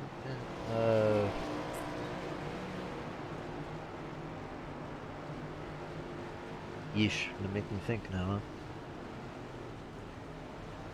Well, in about 60 years, it'll be me. So, I mean, I'd be the one to have dinner with, and I'll be a historical figure. Yeah, maybe. I mean, we're gonna have to. One day we're gonna meet up and do our thing. You still owe me that Martin Sports hat, by the way. Still waiting for that day. I do. I'm still looking at it right now, and I still hadn't sent it to you. There, Well, here we go, Joe. That can be my Christmas present. How about that? Your Christmas present. I think we might work that out. It's all right. I still owe Tony a hat. Non-driver. Best to the Rev Racing and Exile drivers tonight from Cody. Hello, Cody. All right, let's see who we're gonna choose to qualify. Ethan, because not biased here at SPRN, totally not. Running a teal scheme definitely today. are. Where's your SPRN logos there, Ethan? Am I blind or do not see them on your car? Well, Ethan's got him one win. He got him. I think he won the last All-Star race, though, didn't he? He got him a win at Nashville with the SBRN scheme. So, yeah, the clear reason why I'm going on Ethan though is because I believe he did win the last All-Star race, so he's going to be trying to go 2 in a row. Ethan will. Not that good in practice though. Definitely is going to need to pick up the pace.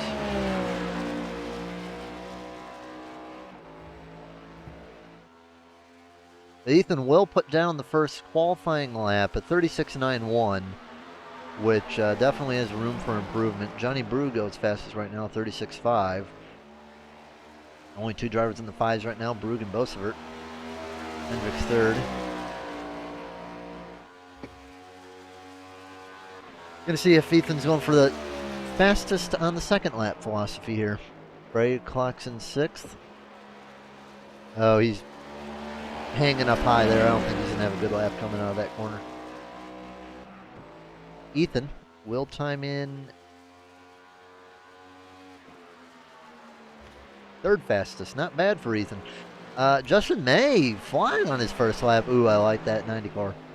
That's supposed to be a Dick Trickle car in it. well, a lot of the cars and their numbers not. We've got series drivers, so you may see some duplicates. It's not no issue with the trading paints or the scheme.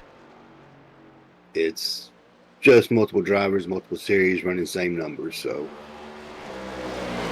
Park just put down a 36.3, so Park whomping the field right now. Kevin Jordan puts it up 6th fastest. Justin May is going to improve 5th. Kevin Jordan ending his run. We'll go and get an Exile driver. Sean Pointer. Dead last on time right now. Looking to improve. We lost the color, by the way, so I don't know where the color's going. There it is. one thing I will say about those Exile guys, Bobby does a pretty good job on making their paint stand out. You can always point out one of their cars by the bright, flashy colors. And Sean Pointer, very frustrated with that run. He is last of the qualifiers so far. 27th spot. Matt Richmond coming around now. Got a win a couple weeks ago. Got Mr. AWG Scar coming in.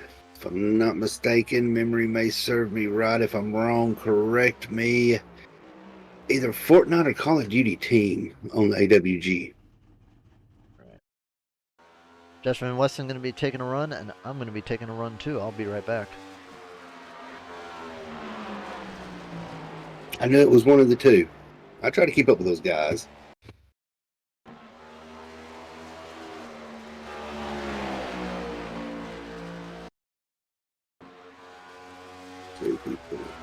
He didn't put it. You know, like that. Well, I tend to keep up with a little bit of AWG, but right now Park's going to hold it in the lead. Qualifying, he's going to be able to drop down with the 36.36.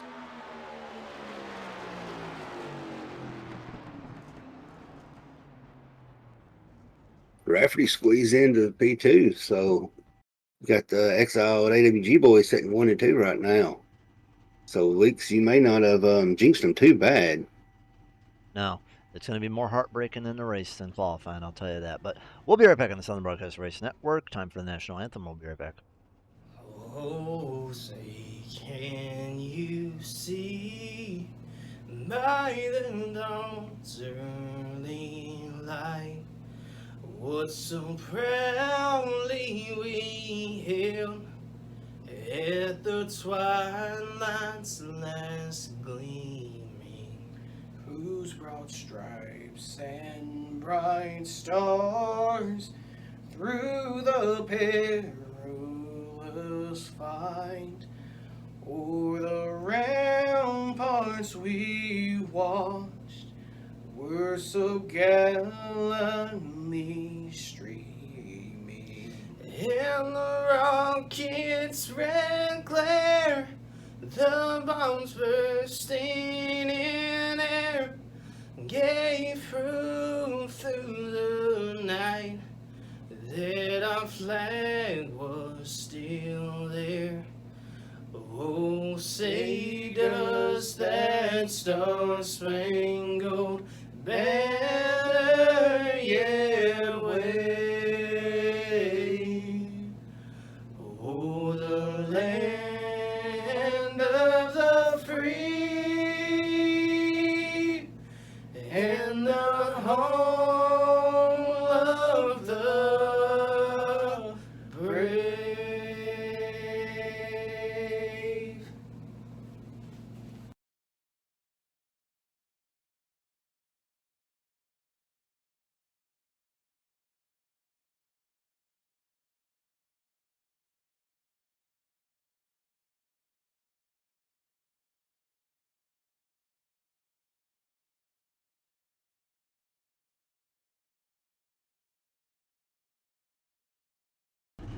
Is the starting lineup for tonight's race. 33 drivers, 3 transfer spots on the line, 3 stages, 100 laps. Here we go. Brennan Park, Bobby Rafferty, Davey Hendricks, William Reagan. Then it's going to be Kewins, May, Jordan Brugge, Flanagan, Bosevert, Rogers, Morris, Bucher, Forns, Medlin, Harmon, Webb, Kolb, Broso, McRae, Pettit, Richmond, Hardin, Frey, Wilson, Nixon, Penley, Curry, Pointer, Weston, Miller, Ibarra, Bukowski. Going to run out the field tonight. All right, guys, it's time for one of the most entertaining races of the year, you could say. You got a bunch of guys who, this is the one time of the year maybe that they'll ever race against each other. Yeah, and I think it's going to be pretty wild. You got 4 different series of talented drivers all put them into one track to see, who's going to have bragging rights to the next All-Star race. Yeah, Ethan Flanagan, the defending All-Star winner. He's going to start in 10th place today. Bobby Rafferty, Season 1 All-Star winner, so we'll see if either of them can get their second All-Star win today, or if there will be a new All-Star winner. I think we're going to have a first-timer. First-timer? Well, that's majority of the field. Here we go. Brendan Park will lead him down the green flag, and we are racing in Japan.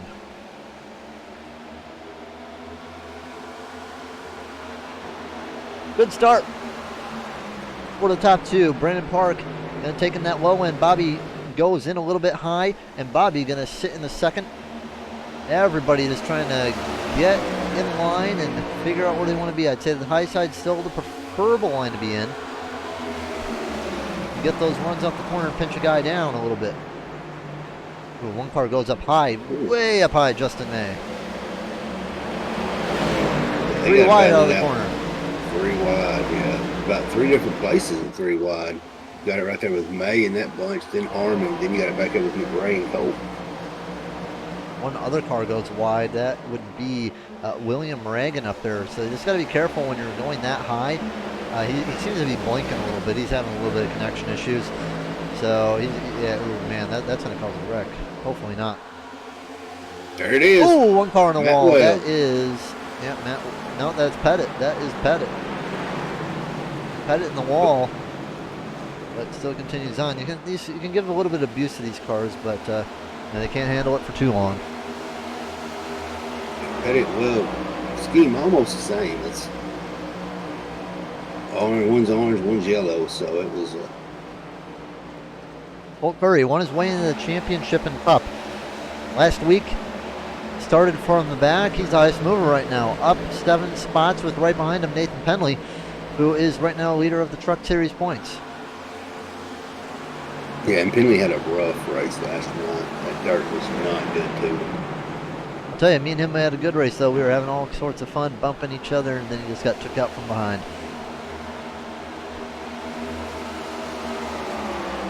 McRae looking under Jeff Medlin. Jeff fulfilling the mid-pack driver role, as they said in the chat earlier. Sorry, Jeff. Midfield warrior. 26th in the chat right now. Let's go, Broso. We got from Slyler, whatever the heck that says. Skyler? Slyler. AWG Scars, Shake and Bake Bobby.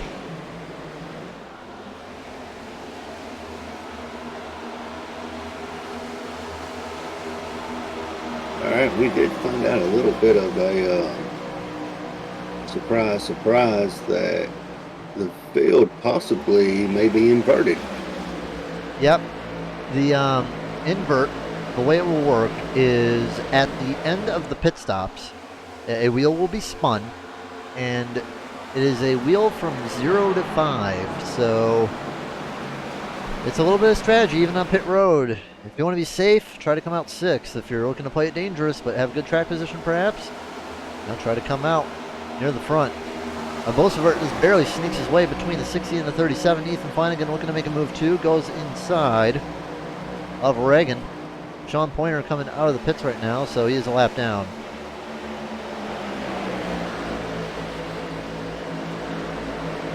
Pointer is 4 laps down, so he's pretty much out of this race, I'd say.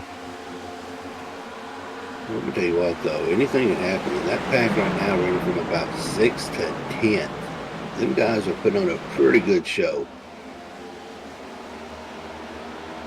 I'll come in at stage for the invert. All right, sounds good, Chad.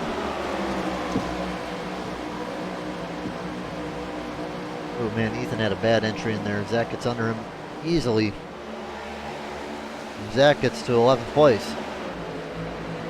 Really getting spread out single file. Brennan Park just has a little bit of a lead over Bobby Rafferty. Davey Hendricks is right behind him. Davey can't wait to get the cup next season. I'm gonna tell you right now, you got those AWG guys sitting there in 1, 2, and 4. So they may be looking to make a statement tonight. Brennan Park is not AWG. Brennan Park is part of Exile. Oh, I did not know that. Yes, sir. How about that?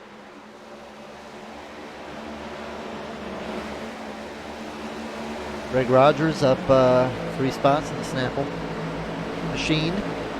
Nathan Penley still the highest mover up at 7. Colt's falling back a few spots.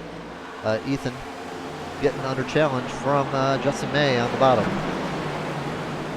May going up a bit. Gets a little loose, but will hang on to it, Justin will. And he seems like he's probably a little bit trapped on the bottom right now. And he'll just slot back in behind Ethan. Yeah, that was an almost pucker moment, but they ain't cutting no slack back there. That group with Harmon, May, McRae, and Forms, they're fighting for position. Yeah, Tim Harmon and McRae also going in. You don't really see McRae back in the mid-pack. He's stuck on the bottom, and everyone's pretty much gone out single file back to around the back 20. Yeah, about the closest battle we're seeing right now. It looks like it's going to be Wilson and Penley. They're leaning on each other pretty heavy. Yeah, they've raced against each other before. Oh, man, good save, Wilson. Got a little bit loose off there. Don't know if you got hit or not, but not doing too good. In 22nd.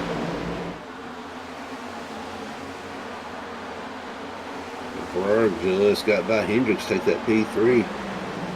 Got Exile running right now, 1, 2, 3. So Miss Weeks may be onto something.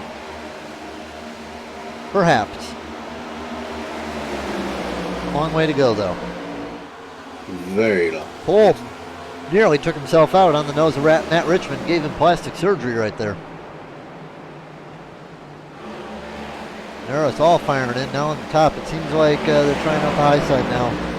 You know, oh, there goes Medlin in the wall. Medlin had some contact. Looks like the green car got a little bit loose and gave him a slap. Who would that be? I don't even know. I believe that's Horns. Yep, that's Horns. He's not a water barrel, Matt. Leave him alone.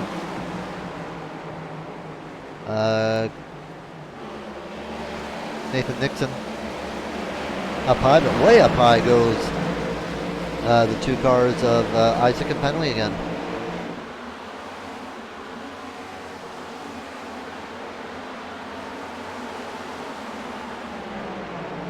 Did he do him dirty, suckiest?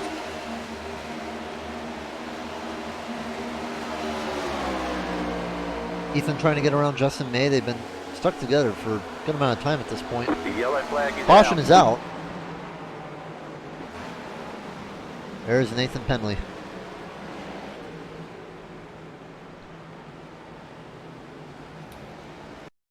And I have a suspicion that this was Isaac. Ooh, Isaac just spun him. He hit the wall, it looked like. He just, I don't know if he hit the wall, he just came down and gave him a hook. Yeah, luckily it's just going to be a lazy spin for Penley, no more, no less, I guess. But, yeah, Penley not going to be too happy about that. They were racing hard together. Colt Curry down pit road and Nope's out of the session. All right, Scar. Appreciate you dropping by.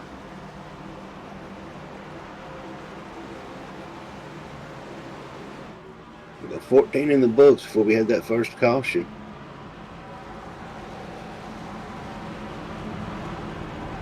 Gonna move the logos over real quick.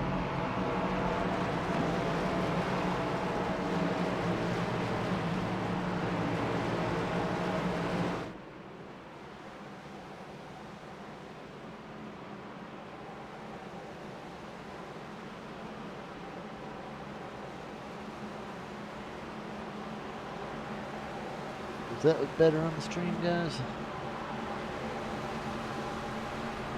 I don't know if anyone something that looks good. Look up that Revolt web page. We've got some pretty sharp stuff on there. I especially like a few of the shirts. I may have to make me a purchase order.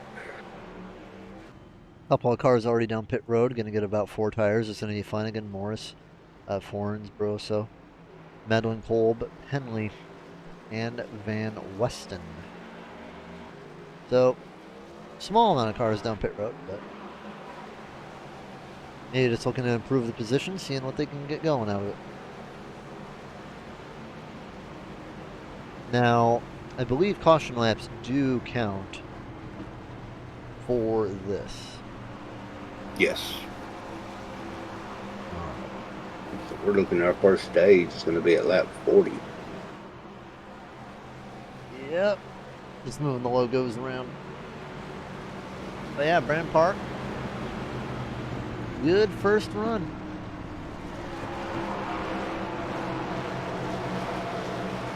And we'll see if he can continue the dominance over the Bobster.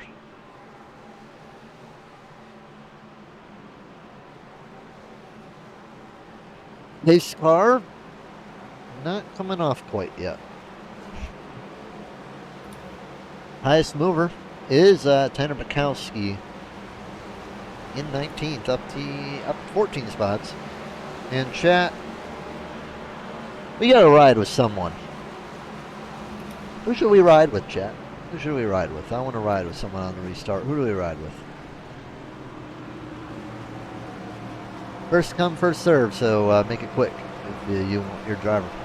You got a free one. Jeff Medlin. Jeff Medlin. We barely beat out Riggs. Where is old Jeff? He's in the at the He's end back of in the pack. things. You know what? We'll have a good lap to run with him though. Since you were close, Riggs, we'll ride with Pettit for the second lap. How about that?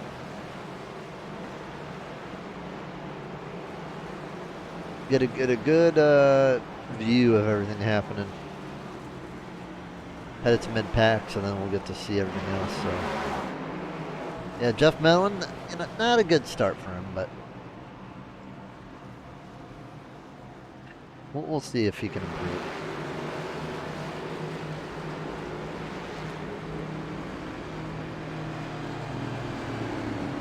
Should be getting 1 to green this time by. Yes, we will. Park going to be inside.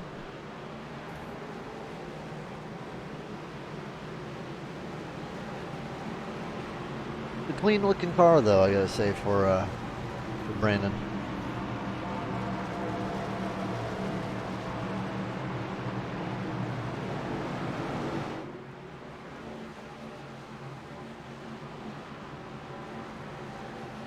So Jeremy, who do you got winning this first stage? You still think it's going to be Park? I think Hendricks is going to sneak in. Hendricks going to sneak in, alright. Well, time to run with Jeff Medlin for a lap, who is going to be... Well, if anything happens, we'll see it. Keep getting Metro out there. I can't wait to see Medlin get turned in first person. Gonna run a lap with Medlin, then a lap with Pettit.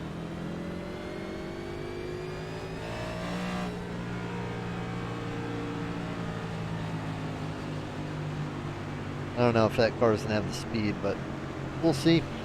All right, pace car off the track. Green. Oh, big stack up on the top side. No one wrecked, thank goodness.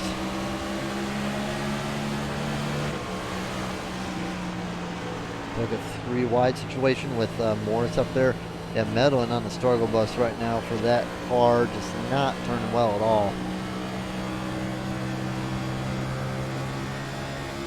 Yeah, it looks like it's going to be, let's try to do what you can with what you got. You can see all the cars just flying around up in front. Let's go to Mr. Pettit.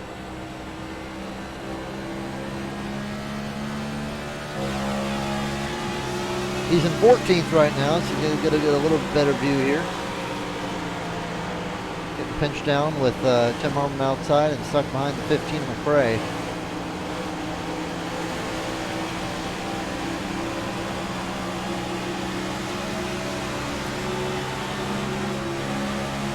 Isaac outside too with Adam. We're really stacking each other up on the high side. Wow. Gotta be careful not to slap one of these guys on the outside line. Yeah, that high side does not play.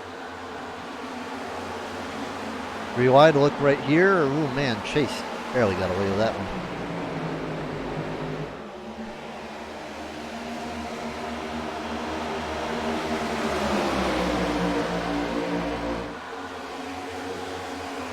Justin May thinking about taking it 3, does not. Oh, but Pettit does. Oh my goodness. Pettit just slung in there. Euchre going to be forced 3 wide up top. They give him plenty of room. But Tim Harmon going to be put in the sucker hole. He'll fall back a couple spots. Isaac Wilson going to go. Oh, one car on the wall. That's going to be Harmon. Caution is out. That's a blown engine for Tim Harmon, too. Oh, dear. So long, Harmon. The 7 just plowed him. Or did he get loose? Hang on. Yeah, the 7 just plowed at Tim Harmon. Oh, man, there's going to be some hurt feelings there, I think.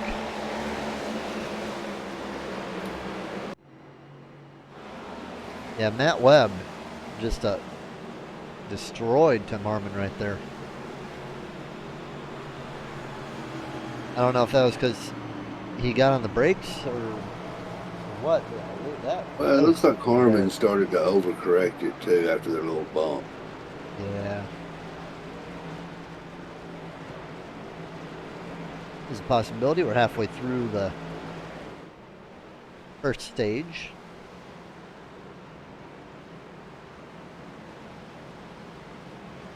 Teammate on teammate crime, no good. Oh, they teammates? Oh, no. Alright, well, we'll take a quick minute break on the Southern Broadcast Race Network. 22. Complete. First thing that's really worked for me to put me to sleep. Helps relax me when I'm trying to go to bed. All just really spectacular. It also helps you put yourself into a routine. I feel like I'm drinking lemonade. You guys give it a shot. It works! It works! It's good! Just try it.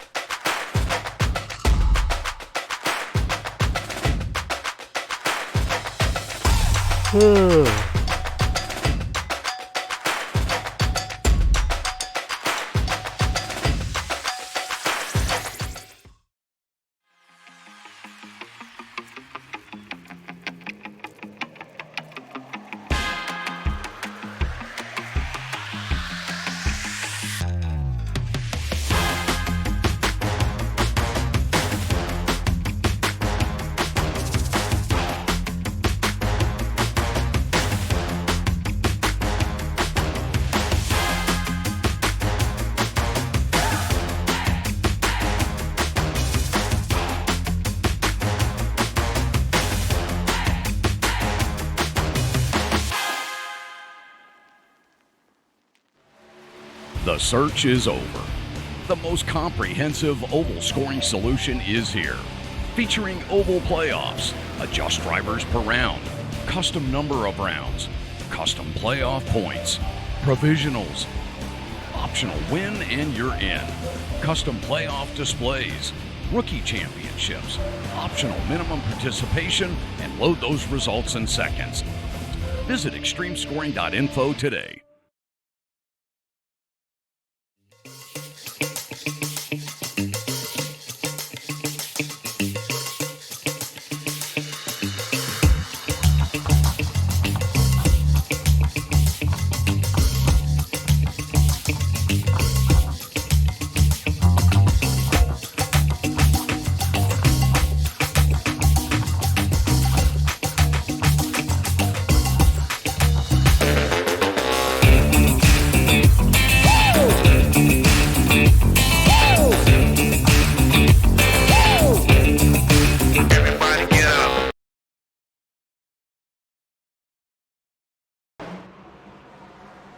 Alright.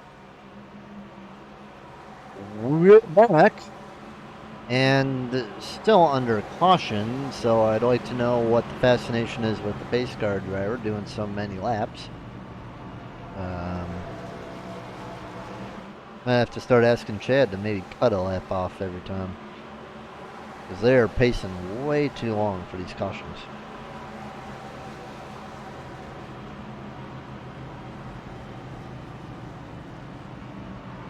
Might have to request that from Chad when it gets going.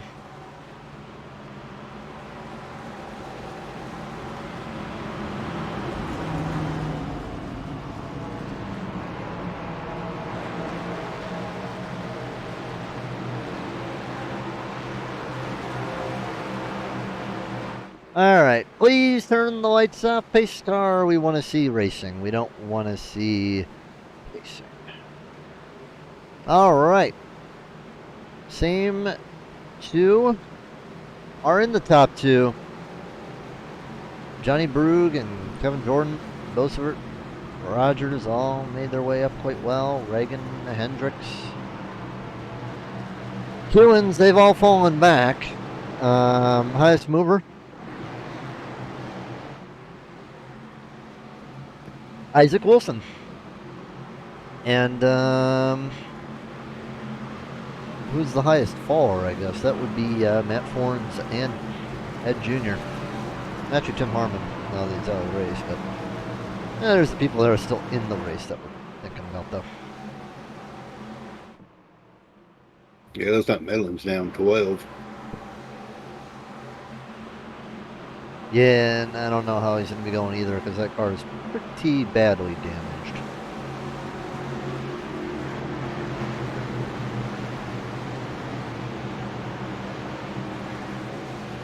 All right, going back to green. Park's trying to lead every lap and win himself a stage. You can see the pace car take the quick turn on the pit road, and time to go back green. Let him whip on by real fast. A good start by Park. Bobby still can't get the run off the high side. And Park is going to be clear. Bobby's going to have to deal with Brug on the inside too. So Johnny's going to get the whip around Bobby, and now Brug might be trying for the lead. Oh no! There goes Rogers! And Bobby bumped. I don't know if they're going to save it. Two cars going around. One car gets hit in the rear of the field. It's Ford, Frey, Ethan, the 80 car. Oh man. Well, whole back of the pack right there just took a licking. Big wreck. All right, lot to dissect here. What's going on here? Matt Richmond in it too hard. Gets Ethan loose. Gets hit by Moore. Sent back up the track. I'd say Forns and Frey definitely got the worst of it.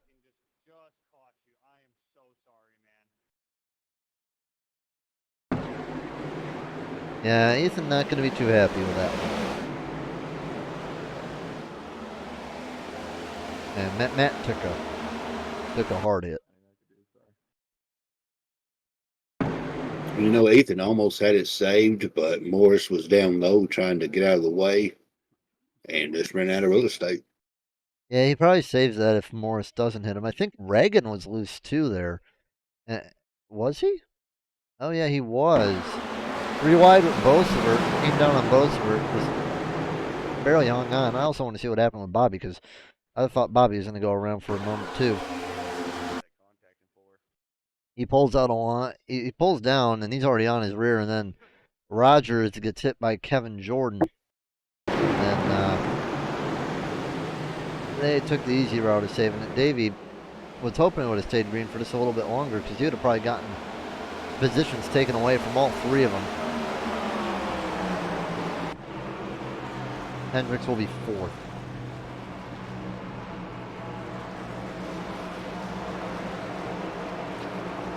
Caution back out for the 3rd time today.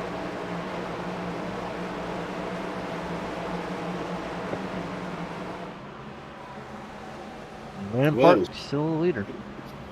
It's pretty rough, but it could have been a whole lot more to that one.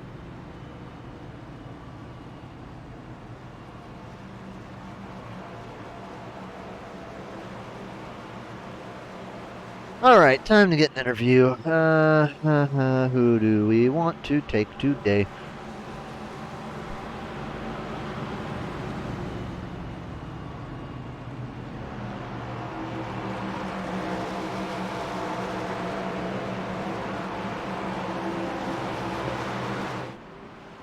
Looking at my options here.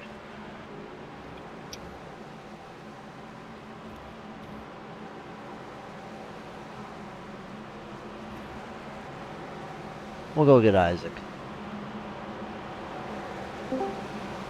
Isaac, how you doing? I swear to God, Joe, you jinxed me. You jinxed. All right. Well, do you not want an interview? We'll interview someone else if you want.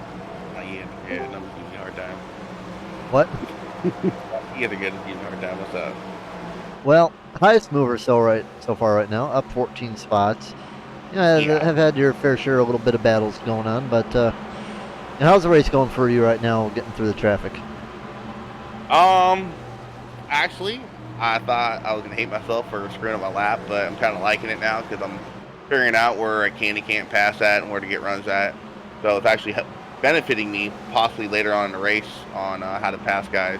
But for the most part, I mean, once you get these tires warmed up, this track isn't too bad. But on cold tires, turn 2 and turn 4 are horrendous. Yeah, and also the thing I'm wondering is, do you think the high side is going to be more dominant or the low side going on? Because, you know, with the dynamic track now, with the high, if the low side's getting overused, you know, the high side's going to become more powerful, wouldn't you say? 3 and 4, I don't think so. I mean, maybe that second line might come in, but 1 and 2 for sure. You can probably get that second line to work. So, I noticed during practice on older tires, you can kind of do it opposite Darlington 1 and 2 to get speed. So, might see some people start doing that later on in the race. Instead of entering high and going low, they'll enter low, come up high, and then go back down low. All right. Well, I see him lining back up to get going, so good job so far. We'll see what you can do later on. Where were you? Speed Demon? Speed Demon. All right. See you later. We got Tony joining us from the Infield Care Center. How you doing? Oh, I was doing better about 5 minutes ago, but, you know, that's racing. I think you might have been mistaken for a water bottle. Yeah, that was pretty wild. Wonder if, yeah. I don't know if Ethan's coming back or Foreign's and Ethan. They're both not off on pit road right now, so they're probably out for the race too. But you gonna be joining us for the commentary? Yep, I'm gonna hang out here. Matt said he only had like 2 minutes of repair, so he'll probably get back in it. I don't think Ethan's that bad either. Shout out to Sean Pointer though. One more caution, and he's back on the lead lap. Yeah. No, I think I got the worst end of that deal. Green flag, Yeah, still getting your repairs done on pit road, but Brandon Park been looking untouchable so far. Let's see if Johnny Brew can finally get into it. Thought it was going to be the end of the night for a few guys just a moment ago. I haven't been able to see, Zach Bucher going around. Yellow flag. I haven't been able to see any of the racing up front. I imagine it's been pretty decent. Seems like everything's been happening towards the back, but And Zach's very lucky that he didn't get hit by anyone. yeah, he kind of lucked out there. He just that was a bad spot too. He just kind of slid up the track after getting spun. Looks like the 33 came in there a little hard. Got a little tap from Andrew Cole, but nothing too serious. Yeah, these restarts are the most dangerous. Tires, whoa, that was a wild one. That was a major fake out by, I think that was Isaac Wilson. What happened with Isaac? Oh, he almost got the barrels. Yeah, it's pretty tight racing out there. A lot of cars on track, and on the fresh tires, even on cold tires, the tires just want to lock up going in the corners. So it's definitely pretty slick. Yeah, and, you know, it's going to be interesting to see what happens too, because we're coming to the end of the stage. I mean, I'm going to tell this. I think Chad needs to do the exclamation point pace laps -1 because these pace laps are a little long. They are, but we also want to give people the opportunity to get damage fixed if they're in the pits. So yeah, fair enough. 4th caution a day, but you know, I think we're not going to finish under a green flag for this final stage. You know, we got a couple laps to go. Everyone's going to be going for the position. Probably going to have about maybe 3 to go or something like that. So, you know, yeah, I think if they can get rolling without incident, they'll be fine. It's just getting through turn 1, turn 3, just getting a little gap in between. It's tight, and a lot of people are washing up the track. It's not an easy track. Yeah, for sure. I mean, it's a mix between, say, Darlington and Gateway, I would say. Yep, I would agree. It's very flat, but it's shaped like Darlington. It's very hard to hook the bottom, especially on new tires. Kind of like Milwaukee, where you have to be going the right speed. If you're not, you're going to just slide up. Exactly.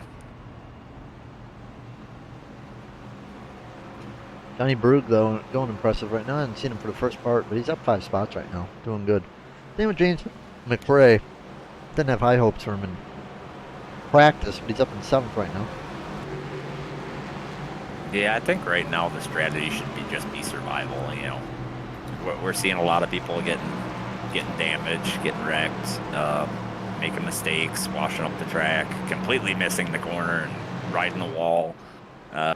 So I think if you can survive that, you got a shot at the end, especially for these lower series guys. You know, I see a lot of them being aggressive really early, and I don't think that's the winning strategy. I think you just got to have patience here and be there at the end. Yeah, fair enough. Now, here's my question for you. I mean, they can make it on a full tank of fuel, right? Yeah, it's about 43 laps, green flag laps on a full Okay. tank. So each stage, if they pit, they'll be fine for Now, fuel. how many tire sets do we get here? They got 4 additional. I know a lot of people went in early just to check tire wear, which surprisingly wasn't terrible. I went in at lap 20 something, and I was sitting at like 94% on all except for my right front. That was at like 89. So I mean, the thing is, you know, smoke them if you got them, because here's the thing. We're going to be getting a caution with 20 to go. And, you know, we'll maybe get it back to green with like 16 or so to go.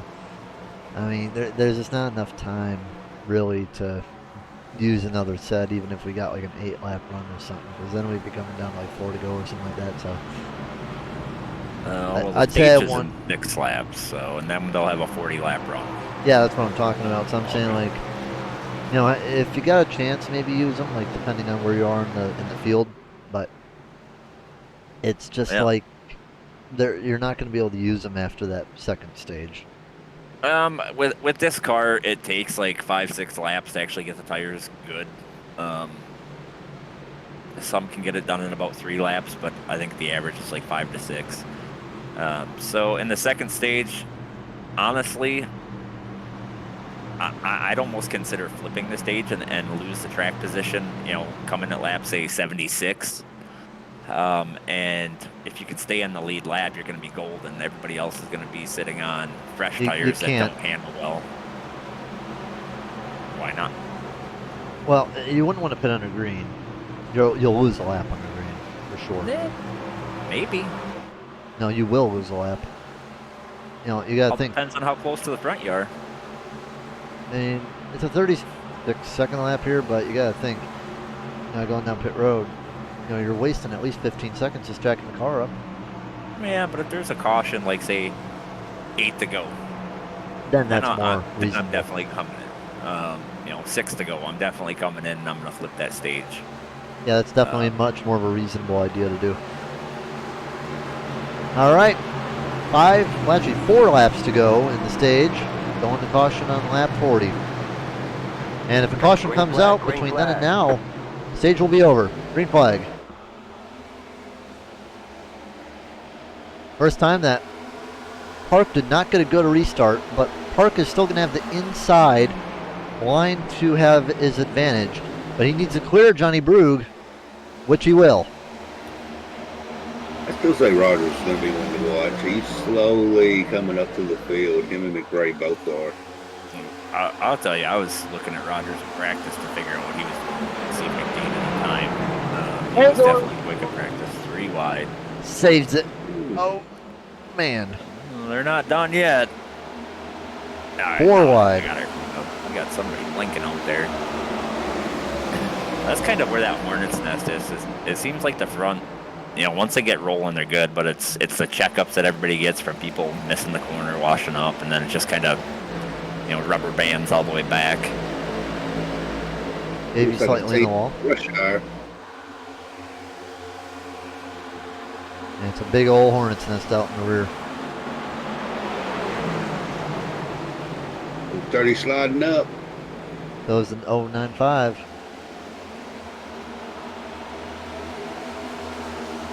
Well, and I will say, this track, there's times where you don't even know that you're 3 wide because it's so flat, you really can't see a whole lot. So Justin Miller crashed, but don't see what happened. Here we go. Pit road is closed. Adam Pettit got in the wall a little bit there on the straight stretch.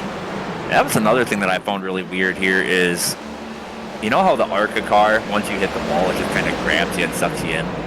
Yeah. It kind of does that here, too, with these cars, for some reason. Huh.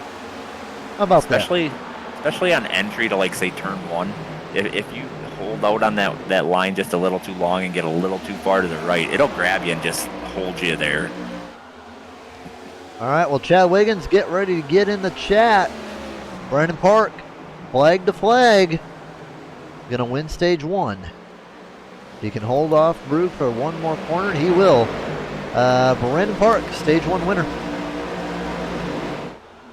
So this is going to be where it gets interesting, because with that possible inversion, who's going to sit in the pits a little longer trying to avoid that? Who's going to risk it and stay out front? Yep, pit road shenanigans are going to be beginning. Yeah, last season we saw that bite somebody. Davey Hendricks was in the lead and was afraid of that inversion, and the wheel landed on 0, and he sat back in the pits for a while, and he ended up getting caught up in a wreck because he fell back in the pack. So differing strategies here. Now, I mean, the other thing that you got to think about, though, is when you're staying out like that is, like you mentioned earlier, if you're in the first top 5 staying out, you're also in danger. All right, is this Chad Wiggins? It is. Hello, Chad.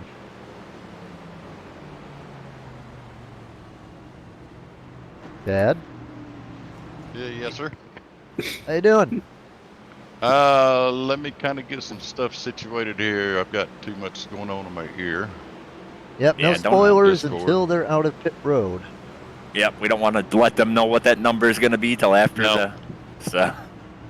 Well, where did my Discord go? All right, well, time for the first round of pit road shenanigans. Let's see who decides they want to be the winner off of the race off of pit road. Park leads them down with everyone else below. Highest mover so far, Isaac Wilson, up 16 spots. Not too far behind, though, is Nathan Nixon. And it looked like we had a car stay out. It's Kolb. Kolb playing a dangerous game here, I'd say. Chased hard and missed his pit box. He had to back it up. Yeah, Andrew. Shout out Caucasian Sensation for coming in with that follow. Yeah, Kolb playing a dangerous game, staying out, I'll say. Yeah, he's kind of put himself in danger. But if it lands on 0, he's gonna look all right. It's gonna be Brugge second, Park third. Rogers and Bosever, they are going to be the drivers in danger. What does the wheel say?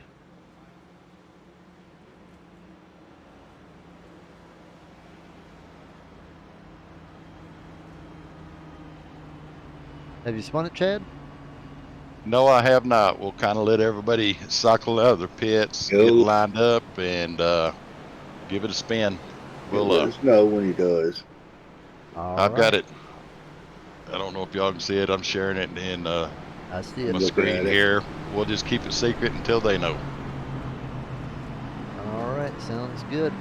And Kolb gonna come down pit road, so that is gonna move Bobby into the danger zone. Uh-oh. He's not gonna be happy about that one.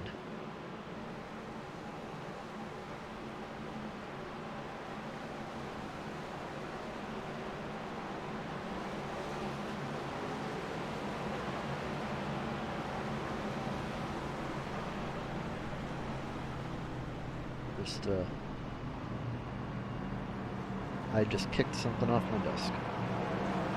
Hard. All right, we're gonna give it a spin. All right. See what it says.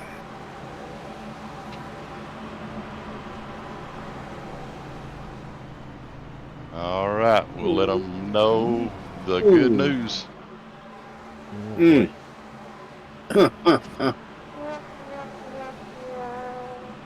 All right, Chad, let's hear it.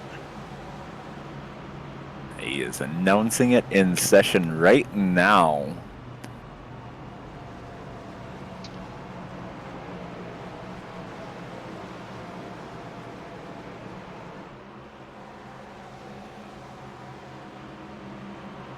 Parks.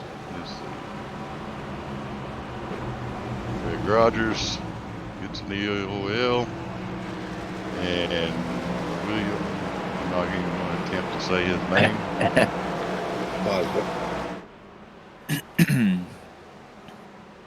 And there you have it. Top there we have four. It. Top 4 gets inverted, sent to the back. So Bobby gonna be race leader with Hendricks, McRae, Reagan, Kewins, Wilson, Nixon, Pettit, Bucher, Brugge. Brugge's gonna fall down, so it's gonna be Ed Jr. So who ended up getting the EOLs? That was Bosevert, Rogers, Park, and Brugge. Yep. I'm sure some of them are not so happy about that, but that's the risk you take when you're playing with inversions. All right. Well, James McRae up 16. Isaac Wilson still going good, 20 up. So we'll see if we get some clean laps to run. But I'm pretty sure a few of these guys in the rear, they're going to be on a hard charge. Maybe a little bit angry too. So. Yeah, definitely going to shake things up. We got the fast guys starting at the back. Obviously, you know, they were in the front, so they must be fast, right? Yeah. Trying to weave their way through some of these slower guys should make for some spicy racing. 32 to go. 35 going to be going in the stage as Bobby going to lead his first laps today. Green, green, green. Green, green, green. No checkups through the field. I think that's the first time on a restart we haven't seen a major checkup.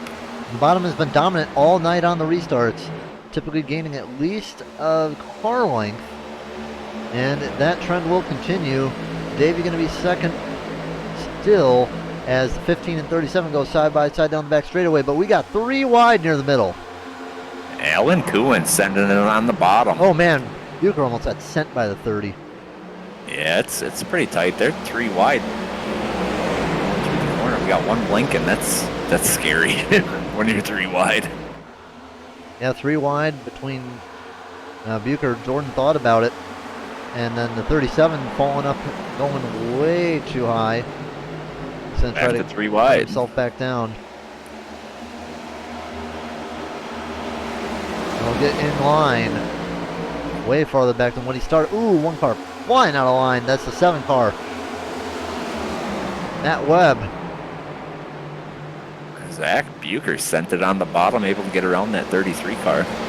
Got a big His bump. entries have been so quick. He's had to do a lot of checking up this race. 3 wide down the front stretch. Yeah, they're getting a little bit more comfortable, which means they're going to be a little bit more aggressive, I'd say. Kind of single filed out. Bobby and Davey just kind of got a huge lead. I don't know if that'll last, though, with the way that they're driving in the rear, though. Oh, 49 goes around into and the the 90. 90. And Dude, Sean. Sean Pointer. Hey, on a good note, his bumper came back on. Oh. 49 towed. Sean just locked it up, I think, but Yeah, that happened in front of him and really didn't have anywhere to go. what happened with May? No, this is the first time I think we'll use the chopper cam today. Let's see what happens. May just came up a little bit too much on the 49. Yeah, you know, I've been seeing that a lot since this new update, where it seems like, I don't know if they did something different with the right side of the car. We saw it last week in Richmond pretty heavy as well. And the Auto Club. Got a lot of meatballs out there. Yeah, there's some pretty heavy damage there. Reagan, Pettit, May, and Pointer, yeah. Reagan got a meatball just by hitting the wall, trying to avoid it. Yeah, probably broke that toe link. That's. Yeah, I was fixing to say, I don't know a lot about these cars, but a lot of toe links will meatball these cars a lot from what I've been told. If you hit the wall square, you're normally pretty safe. But as soon as you get that slap on either the front end or the back end, that's where you start breaking toe links. And normally it's a fairly quick required repair, but it is a meatball. Well, Sean Pointer was 4 laps down. He might be going back on the lap down train. No, he's done. He disconnected. F in chat for Sean Pointer. Well, Miss Weeks, that's your first jinx. Hopefully it's not Bobby too. Don't put it on her.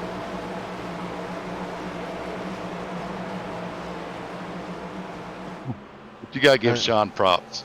A dirt guy coming in, running oval. He's doing a hell of a job. He's doing good.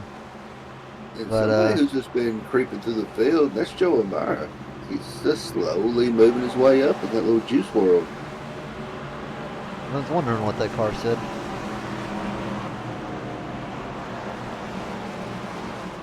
Yeah, not doing too bad. So one thing that I do want to point out right now is that out of the top 10 drivers, only 3 of them are Cup drivers currently. Yeah, so Bobby and Kewins and Bucher. Kind of shows you the skill level we have in our lower series, just waiting to climb through the ranks to make it up to Cup. I think though, Twin Ring Motegi is also an unknown quantity pretty much. Hardly anyone drives this on an oval track, so it's an oval track that almost no one ever drives. And not only that, and that's kind of one of the reasons we do it, because nobody really has experience on it, so it kind of evens the playing field. And then obviously the curveball I threw at these guys, it was posted that it was going to be a late afternoon race. I changed it to an afternoon race, which really evened the playing field more for people who actually practiced. They had the laps, but not necessarily equivalent handling. So it kind of leveled the playing field even more, and I think we're seeing that now just in the running order. Fair enough, fair enough. And don't forget Bucher, says Josh. Yeah, been rough. Yeah, you have some of Exile doing real good, and some other parts not so good. Yeah, some of us are wrecked out already. Yep, that would be you, Sean, and Zach. Zach's in 4th and 5th though, so. Yeah, Zach's having a good night. He's fast. I think seems like he's having the same problem everybody else is, and that's just trying to pass people. It's definitely a tough track to pass at. Yeah, you should say don't forget about Josh. What happened, man? I wanted to see more of you. He took a pretty nasty lick in the open race. Yeah. He just wanted an excuse to be a crew chief tonight.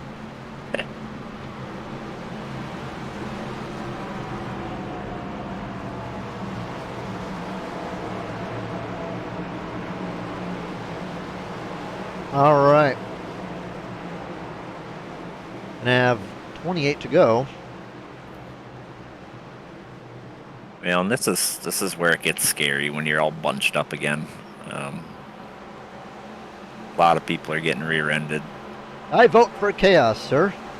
I wouldn't be surprised if we see it. I think it's a little too early to get too chaotic, but I expect that after the If half the field is second wrecked speed. out, I will not be satisfied. And if Well, they I don't mean- wreck out, we'll have to put more laps on the ticker and keep on going. Right now we got 23 cars on the lead lap, so Need at least 16. Green flag, green flag. Here we go. Green flag. Oh, good start by Davey. He might clear Bobby. yeah, probably gonna have to look at that restart. I don't know if Bobby was just late to the start or what. Now Davey gonna get the run off the high side. He's gonna clear him. Good, looking good down the back straightaway, but you know what? He doesn't even have to clear him because he's on side by side. High side's been better. Davey to the lead. A lot of fighting in the rear and another caution flag. Oh, Pulsivert and Matt Forns. Matt just came out of the pits. Poor Matt. Oh, but it wasn't even Bosevert's fault. Something happened in front. Oh, Kevin Jordan. Ooh. Ooh, ooh, ooh.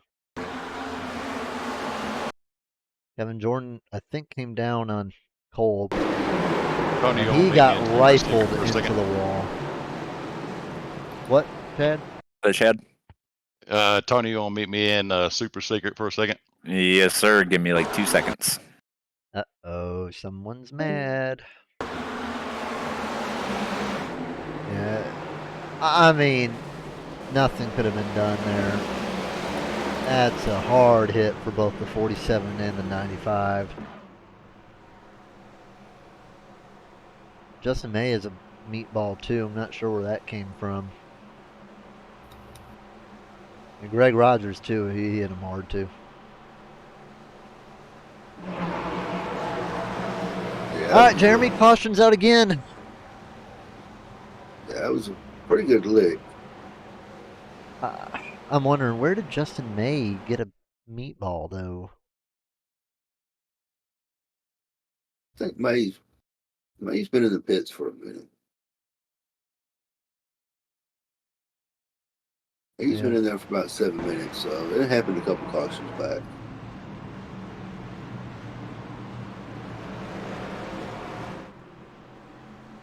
All right. Well, under caution, I think we'll have a rad break on the Southern Broadcast Race Network. We'll be right back.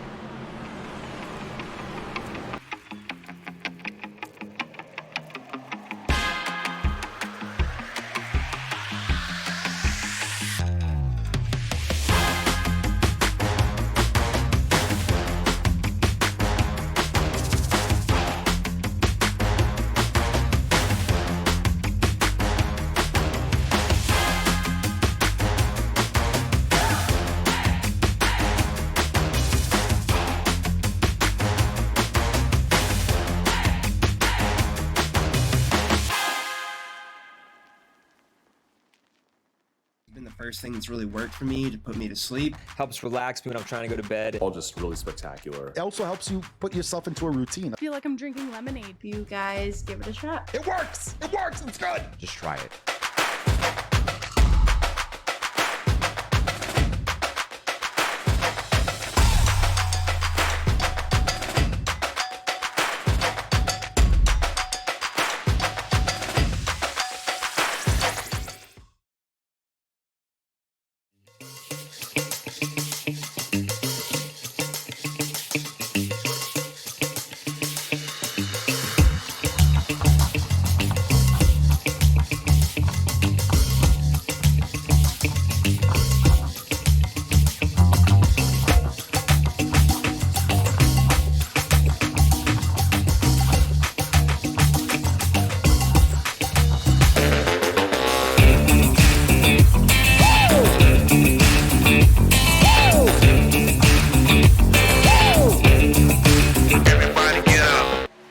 The search is over.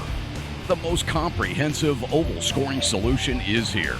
Featuring oval playoffs, adjust drivers per round, custom number of rounds, custom playoff points, provisionals, optional win and you're in, custom playoff displays, rookie championships, optional minimum participation, and load those results in seconds.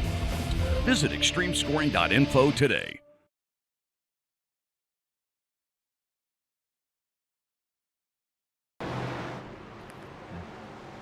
Back on the Southern Broadcast Race Network. How's everybody doing today? We're back. Hopefully the feelings aren't too hurt. A lot of people getting involved in some stuff tonight. So. Yeah, I mean, you kind of gotta expect some madness when you have multi-series in one race. I mean, this is an exhibition race; it's for fun. So, I mean, there's gonna be chaos. Yeah, almost to be expected. All Now, right. hopefully everybody has the same mentality as me with that, and that aren't too upset over this race. But it is what it is. Hey, racers are racers, man. They'll whine about anything if we give them a chance to. Well, I didn't say that. You did.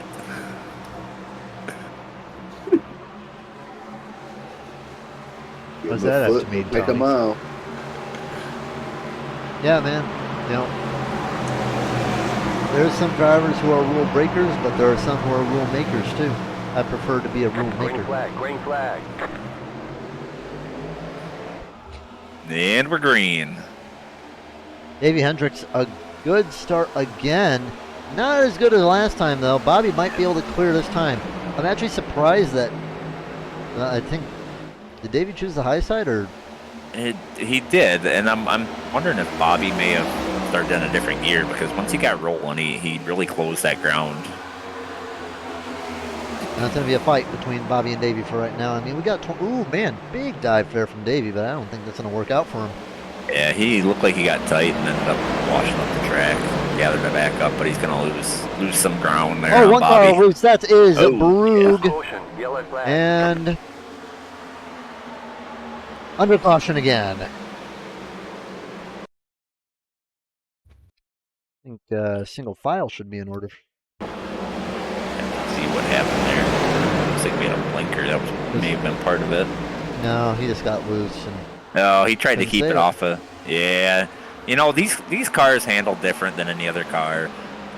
You start getting loose or sideways, you really got to know how to save it. These things will overcorrect really easy and send you right out into the wall.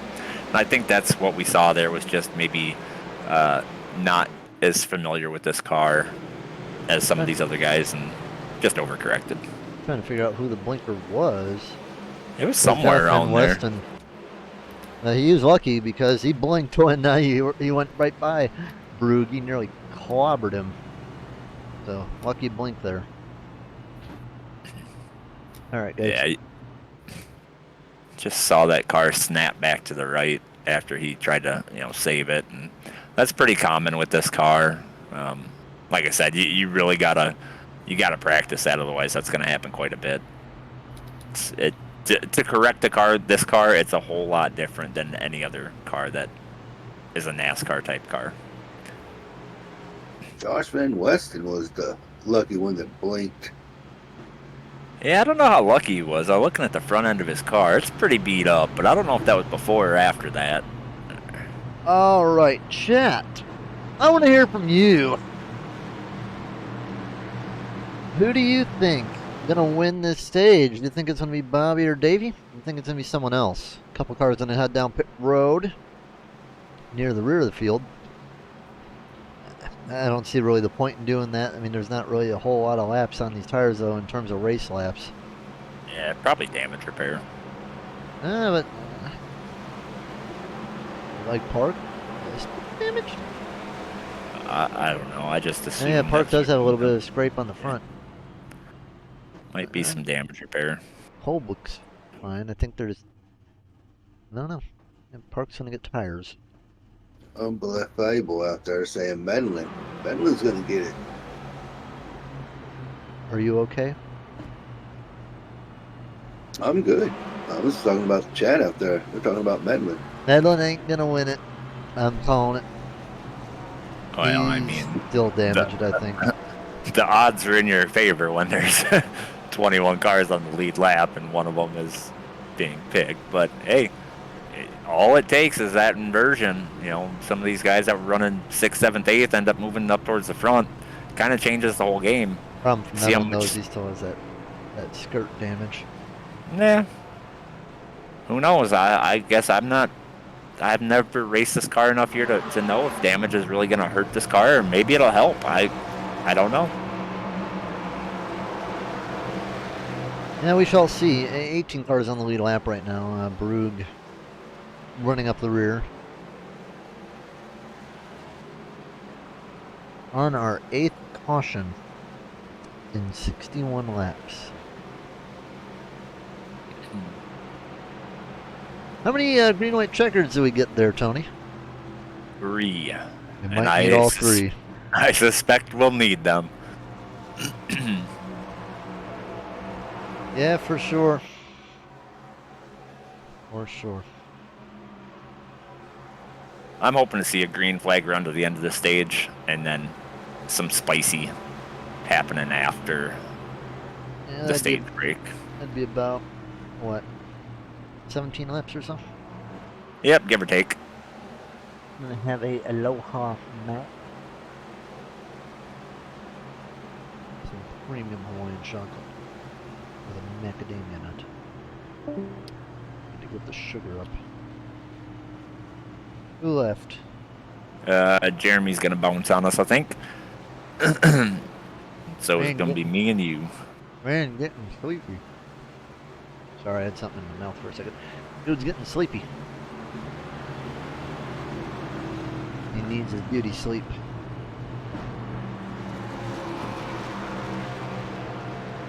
Well, let's check back on those drivers that ended up getting the inversion. I see Greg Rogers is 7 laps down. F in chat for Greg Rogers. We got, well, let's see here. Brandon Park moved back up to 17th. Johnny Brugg 18th.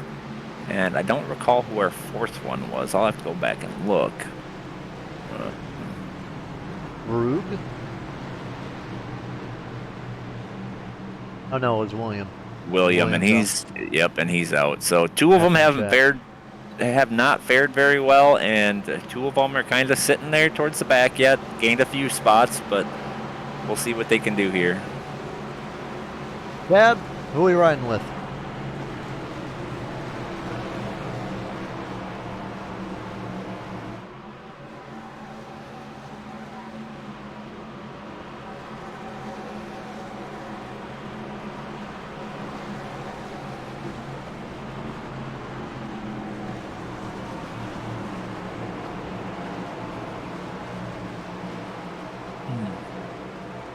They're racking them up, and man, those 2 front cars are tight on each other's door there for a second. Right. Chad wants Zach Bucher.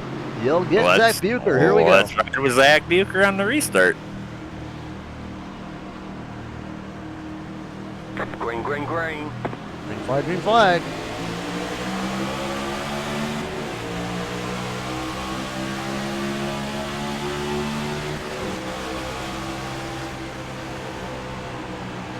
Back washed up a little bit, brought it back down. Looked like he may have gotten a little bit squirrely there, but able to keep it going straight. Going to be pinched down a little bit by McRae. It prevents him from getting that good exit off the corner. We'll see what he can do. Looking at putting him 3 wide, but he's got the preferred line, I feel like, over Ed, but he had to check up for that 15 car. Thought about sticking that nose underneath him, but thought better of it.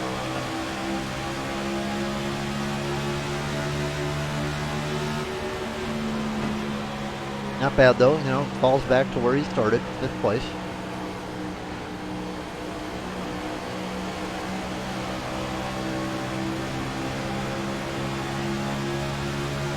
Running good though, running good. Did about 1 more lap in there with Zach and head back out. Maybe that's what the good luck is, keeping on the cameras so we can't see where they're going to wreck. Zach had to wash up a little bit there. It looked like to stay at the 15, and that hurt Ed Morris and the 33 all over the bumper, that 15. And open the door for that 33 car to stick his nose underneath him in the corner. I bet Zach really wanted to get around to the outside though of the 15. Yeah, I think that may have been a bad move because I think he may lose a spot here. We'll see if he can keep the momentum up and get back even with that car to his inside.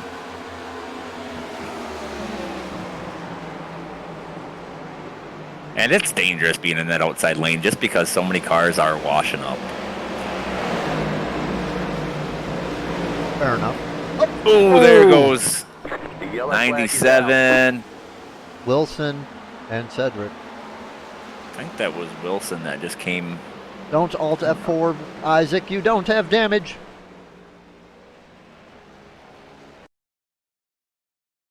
What happened here? Oh, he just got loose. Yeah, looks like he just trying to throttle out, and it got loose on him, and he had to correct up into the 97. Yeah.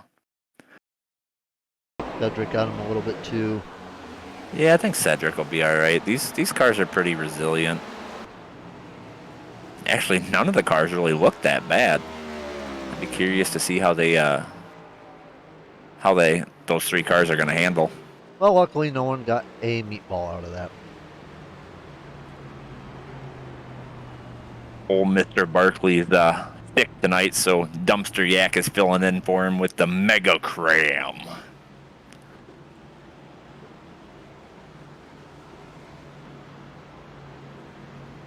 Yeah, it's been a lot of Mega Cram today.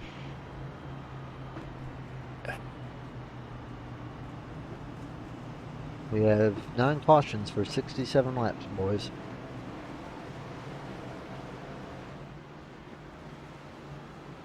It was rough out there tonight. Yep, definitely a rough one. Chad Wiggins wannabe talking to Dumpster Yak for using Barkley's line. I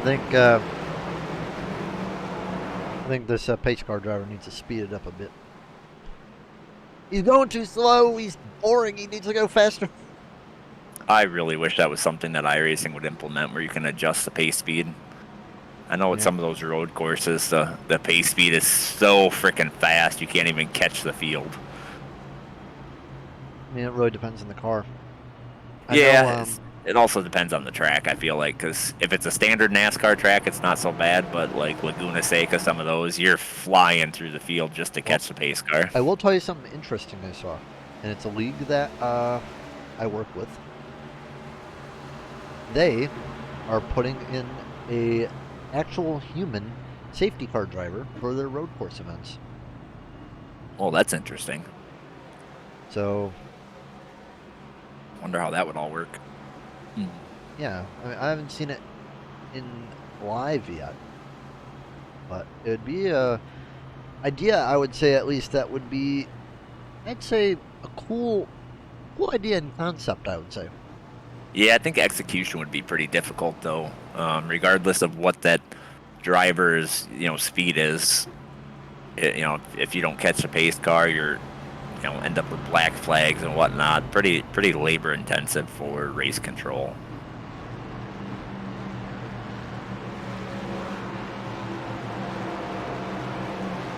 I don't know. I'm pretty sure they have a system for it. I should ask. And who knows? Maybe it's super easy and they just know how to control it. And that's very possible. We try to take a human element out of most things. Just like we don't throw cautions except for stages. We had let iRacing determine all that. Very rarely do we clear black flags unless iRacing's going goofy. So, most of that stuff we try to take the human element out of it because there's too much, well, you did it for one person, but you didn't do it for another. So we don't try to go down that lane. And I feel like that could be something that could play into a system like that. If you tow under caution, though, I think your car should sit right wherever it was, and they should dispatch a tow truck. I feel like we'd be here all night if that was the case. No. What would that be? Well, I mean, some of those road courses, you know how long it would take a tow truck to get out there to get it, and then get it back to pits. No, but you just have a system to where it'll speed up so you make sure that it's off the track by the time it goes green. If the tow truck needs to go Mach 11, so be it. Cool. Or as Bobby would say, Mach Jesus. Whoa, so far, chat's getting pretty personal there. What do we got here?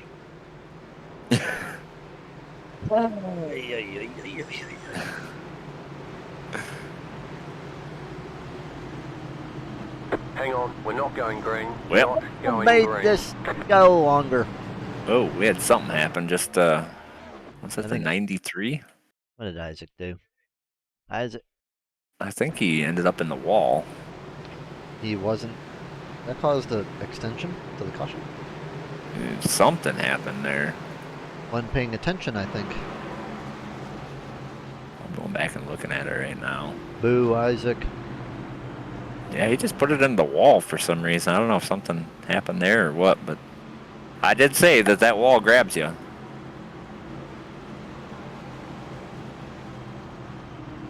All right. But I imagine we'll take one more lap and we should be going green. Yep.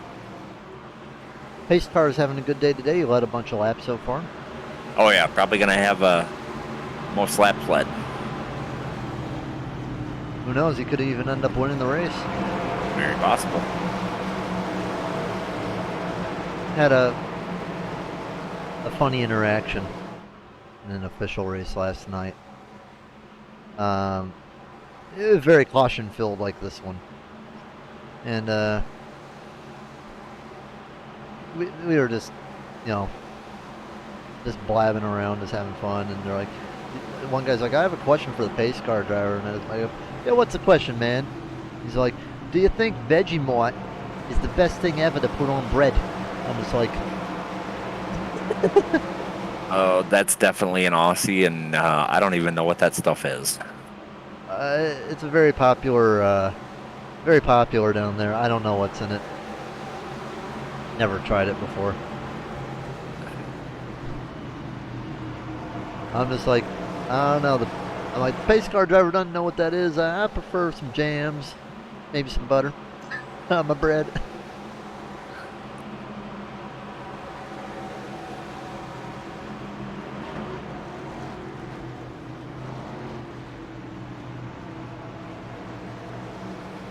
Why are we just talking about cheese?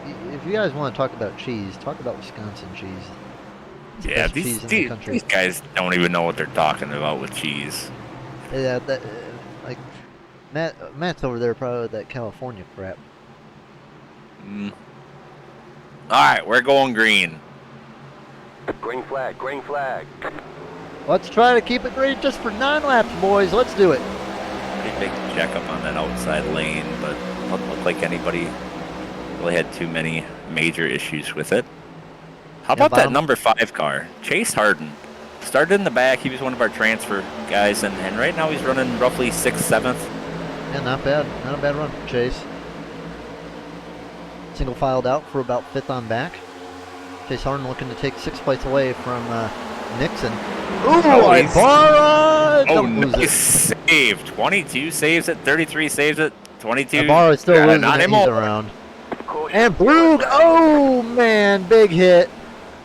Oh, goodness. Well, that's 3 drivers who got the pushback. Yeah, that's a tough one. The only survivor out of the ones that other transfers have been parked. Barra got in there a little too hard and was still saving it. Isaac says go to his cockpit. Alright, we'll do that in 1 second. I imagine he had a pretty good view of that. 34 just got launched into the wall at Kolb. Yeah, wrong place, wrong time. 22 tried to save it and couldn't keep it out of the car below him, I think it was. But, oh, I see what Isaac's talking about. Alright, let's see what Isaac saw. It's on that straight stretch I think he's talking about. Hello. He goes low, he swings back. That was a close one. That was a little bit of pucker factor. Too bad for, Ibarra and, Brug and all these guys. They were having good days. All right, so at the moment, James McRae sitting in 2nd, non-cup driver. Down Brandon pit road. Park, Go for you guys. 5th, non-cup driver. Davey Hendricks, 6th, non-cup driver. Nathan Nixon, kind of involved in that thing, but able to straighten his car back out. He's 7th. Barra's on the lead lap. Okay. Makes sense. Yeah, so we got we're seeing Cup drivers survive a little bit and move back towards the front, but we do have a couple of those lower series guys in there. So here's the negative with the pit. If it goes green, I mean, not if it goes green. If the transfer wheel is low, Davey, Kewins, Webb, Ibarra, who looks like a brand new car, somehow, Van Westen, Mikowski, they're all going to be in a good position. Yes. Now, if that wheel goes high, like 5 or 6, well, you don't know. But if you're the crew chief, if you're like Josh Van Gore for Exiled, and you got Bobby Rafferty and Zach Bucher up there, you got to tell them that like 5 or 6 guys are going to be staying out. So you're probably gonna not want to screw around on pit road. You can't be pulling no pit road shenanigans. You got to get off pit road as soon as possible. It's a double-edged sword, I feel like, because it is so hard to pass here. So do you give up track position to avoid that possible inversion, or do you risk it and stay out front? I don't know what the answer is, but it's one of those things where if it works in your favor, you're golden, but if it goes against you, like you stay in the pits a little longer and come out 7th, and there is no inversion, well, it's really hard to pass 6 cars. Well, Davey's in an interesting spot right now because he is the best car on new tires, and he's probably going to be in the lead when this is all said and done. No, that's what happens. Davey's going to be the interesting guy to watch here. Yeah. Well, like I said earlier, Davey was one of those ones that was a little concerned with that inversion last season, so he stayed in pits a little longer, and it came out as a 0, and he wasn't able to recover. So maybe he's banking on it being 0 again. And if that's the case, he'll be sitting in a perfect spot where he'll probably be in the lead. I do feel like there's going to be some guys that stay out on old tires just to risk it. Track position is going to be huge here, but you don't know what that track position is going to be with that possible inversion. All right. So we're going to have a short little run here to the end of the stage.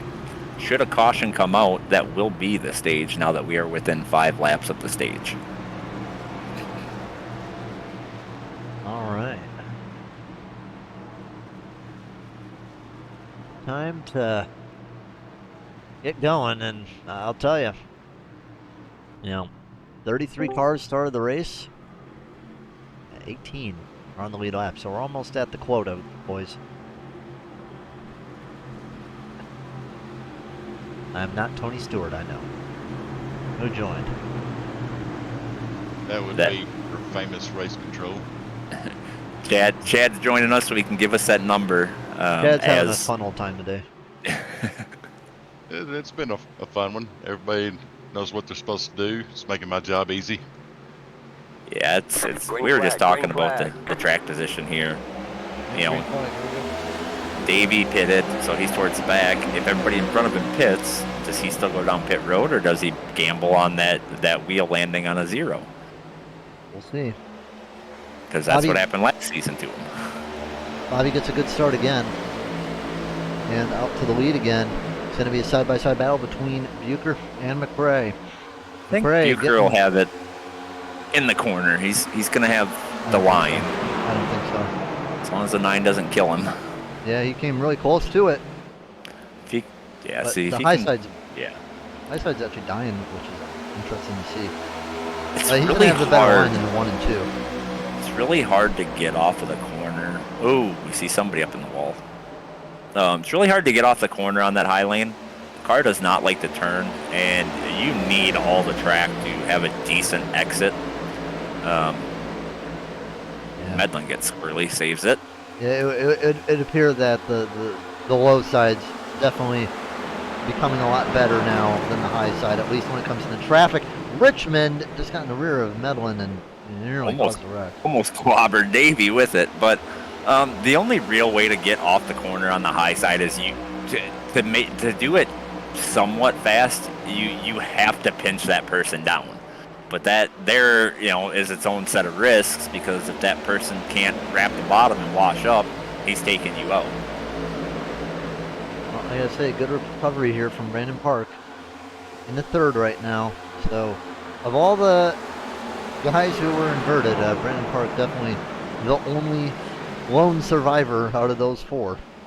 72 came into that corner hot and washed up the track right in front of another car. It was a slide job there, unintentional slide job. That is stage. Bobby Rafferty wins stage 2. All right. Waiting Now this for is that where it's wheel going to get string interesting. to pop up now. So, yeah, I mean, I'm wondering, who pits, who stays out. You got to remember, Hendricks, Hewins, Ibarra, Weston Webb, and Bukowski all took a pit stop. Yeah, and I do think that there's going to be some different strategies here. I'm telling you though, if you're Josh Van Gore, you're telling your drivers, Bucher, Park, and Rafferty, they're all on the same team. Do not pull any shenanigans if these 6 stay out. Well, Bucher and Rafferty are already in Cup, so they have nothing to lose. They want. Okay, they wouldn't be running this race if they didn't want to win, though. Sure. But they're not. They may not be. If they get inverted, it's a little easier for them to take that risk because they really don't have anything to lose.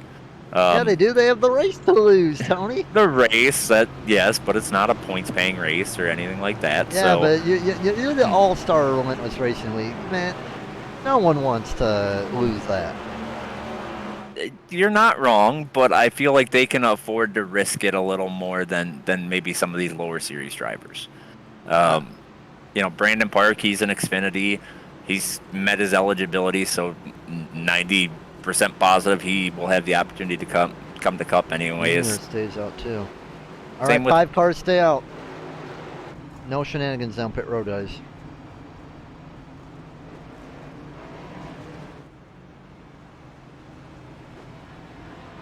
Kalski gonna get the wave.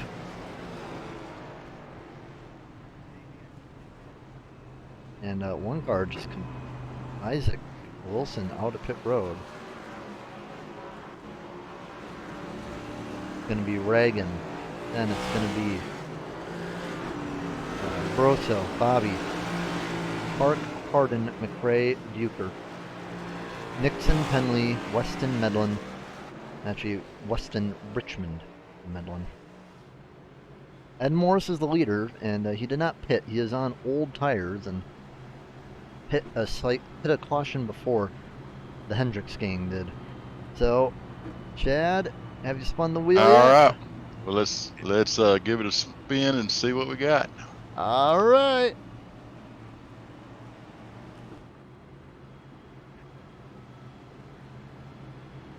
And there's your answer. Oh boy, it's gonna make somebody something. We'll wait till the pit cycles are done. Oh, one going down the pit now, so we'll. It's May, but May is. Where did May get damage? He's 5 laps down. He's 5 laps down, so we're good to go. Yep. Kalski was the lucky dog. All right, let's hear it, Chad.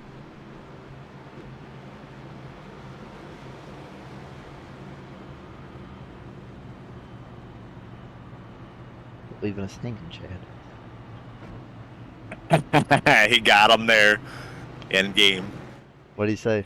He says, I need P1 through P6 to stay where you are. You're all safe. Well, I'll tell you what. Ed Morris Jr. not having a good season in Xfinity. Might be the momentum he needs to get his season turned back around. Right where he wants to be. Won the first stage in the lead right now. Davey Hendricks battling with Bobby earlier. In second. Hewins, and Ibarra. I mean, look, Ibarra was in that wreck just a minute ago. He's in an amazing position. Matt Webb too, up in 5th. Isaac got in a wreck just a moment ago in 6th. The dominant 2 drivers of the day, Bobby and Park, 9th and 10th. It's going to be interesting to see if they can drive back through the field. And there, I think is your jinx, Miss Weeks. Davey and Ed look like geniuses right now because track position is going to be huge. Davey pitted early, got fresh tires, so not as fresh as some of these guys behind him, but they really didn't have a whole lot of green flag laps. So I expect Davey will probably get around Ed fairly quick. I assume Ed's going to struggle a little bit on older tires. I don't know when they both pitted last, but I think Davey was more Ed recent. has 4 lap older tires. Okay, so maybe But not that big of a deal. It's not going to make a difference. But yeah, these two look like they're geniuses because they were willing to risk it, and it paid off for them. Yep. Yep. 16 Race to win go. move, possibly. Very possibly. I think, Yeah, I'm just going to point this out. Miss Weeks, I think there's your jinx for Bobby right there. Yeah, I think it's gonna be tough. They're starting back there around the 10th spot, and we have not been able to see a lot of cars make passes here. The only real passes we've been able to see happen is due to somebody making a mistake, or just able to get their nose underneath them. Pace car heading down pit road. I don't think it's the last time we'll see that car though. Yeah, I don't expect that we've seen the end. Ooh, Oh, Ed bad did not go restart. quick. Bad restart. It's gonna that outside lane just passed. I think Ed was in the wrong gear. Yeah, and that's going to put Davey Hendricks to the lead. Ibarra going to be 2nd, and Cedric going to be to 3rd. And Isaac Wilson on the outside to 4th. Fighting. Junior falls all the way down to 6th.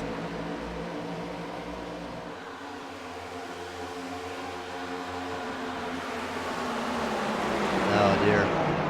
Isaac on the high side. Man, Ed's mad now. He's going to want to come back as soon as possible. Mark up to Isaac 5th. able to make that outside lane work. He will make it work 3rd.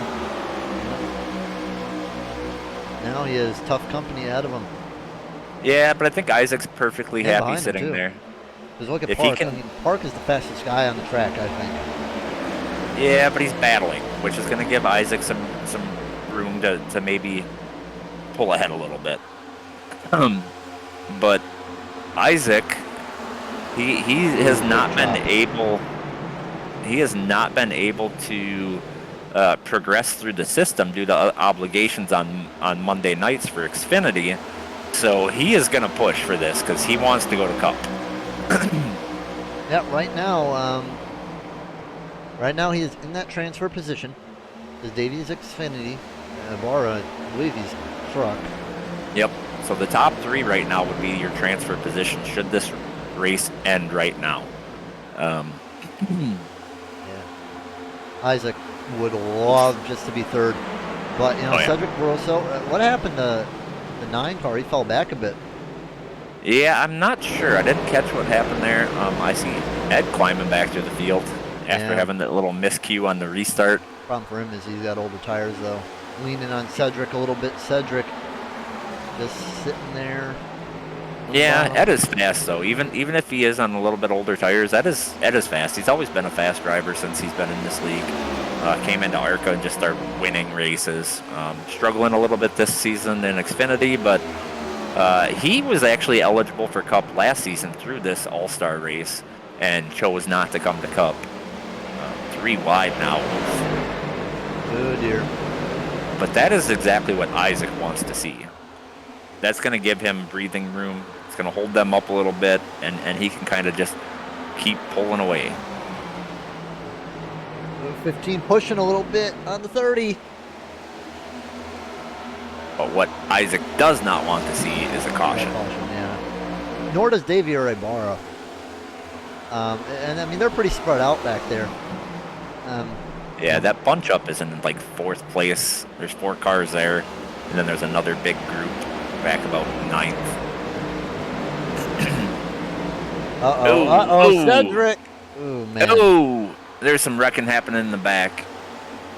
We'll see if that caution comes out or if he just toes. Yep, I think it was Jeff Medlin going into the outside wall. I don't know what happened there. He got on the apron.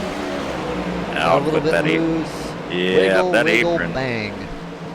That apron is not fun. Chase got his obligatory wall bang. Chase Harden has a meatball out of that, and does that one too.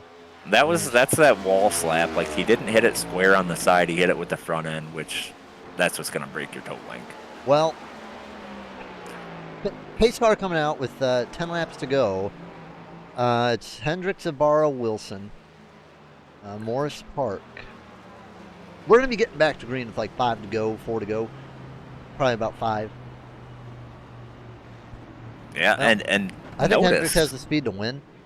Oh, absolutely. I think he does too. I think with the position as it is right now, you got to be really paying attention to that, like 3rd and 4th spot.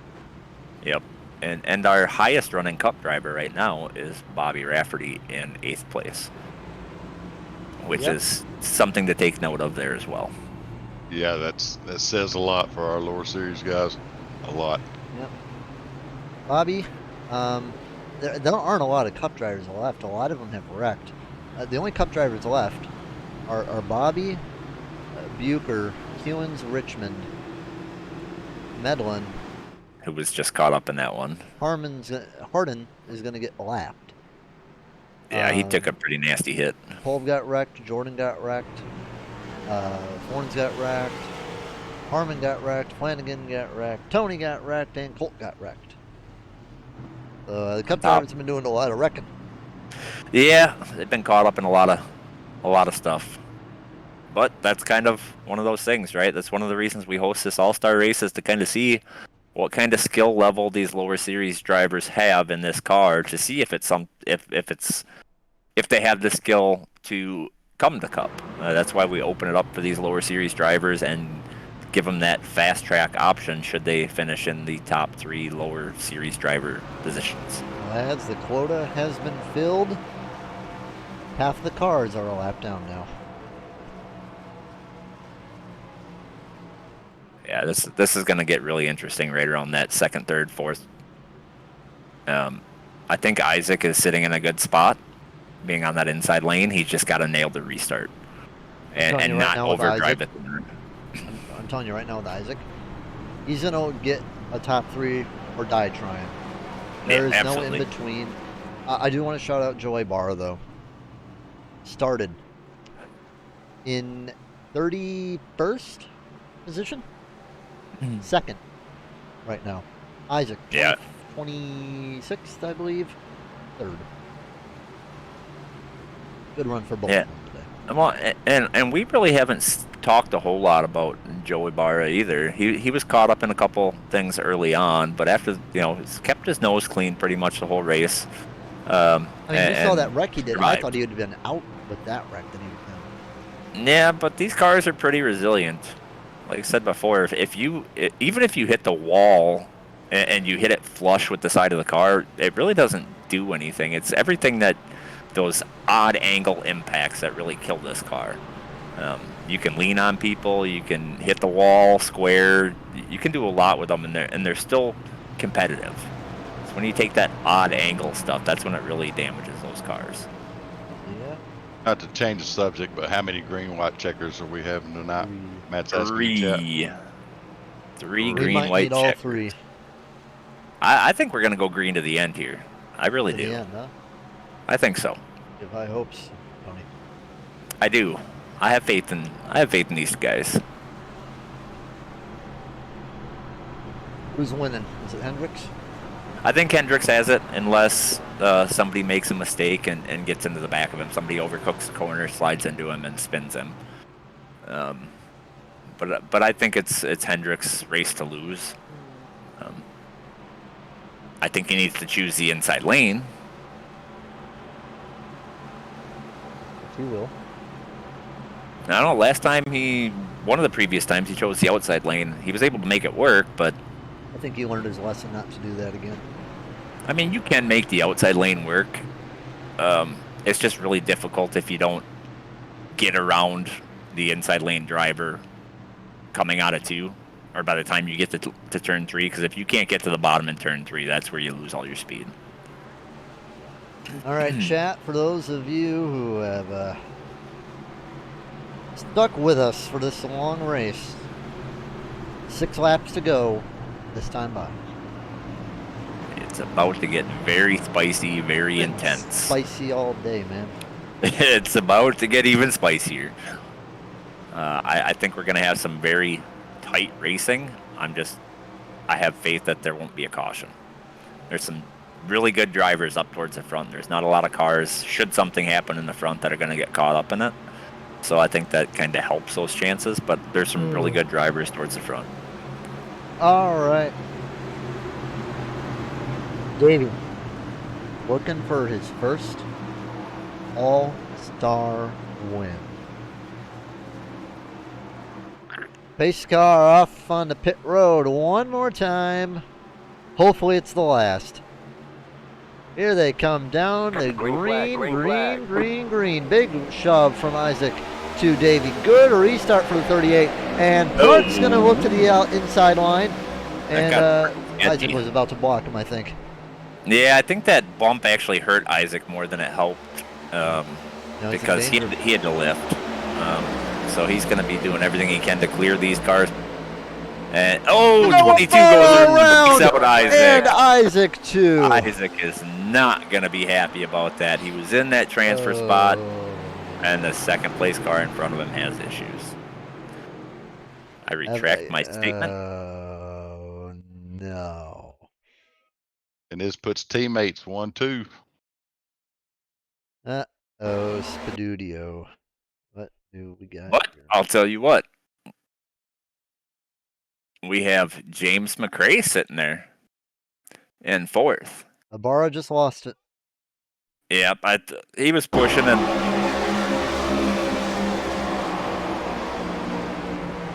trying to get that transfer spot, maintain that transfer spot, and probably pushed a little harder than he needed to.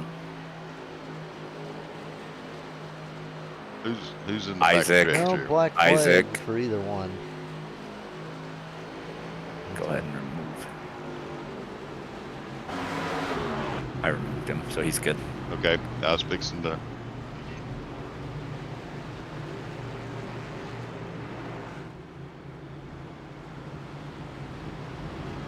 Okay. Well, north-south now 1 and 2. Now we got Brandon Park, McRae, Cedric Broso, Bobby Rafferty, Matt Webb, Nathan Nixon. So right now our transfers are Hendricks, Morris, and Park, all Xfinity drivers. Yep, and then we have James McRae, who was our lowest level driver out of this group. I know he runs ARCA. I don't recall if he runs trucks or not, but I've never seen him in truck personally. So this may be what he's looking forward to just fast track the cup, and we'll see how bad he wants it here on this restart. Okay.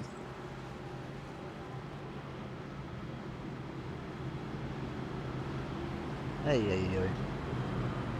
All right. And it's getting wild. It's getting real wild. Well, we knew it was going to be spicy. I don't know if it's the end of it though. Park wants to get up there because he feels he's the best driver out there right now, probably.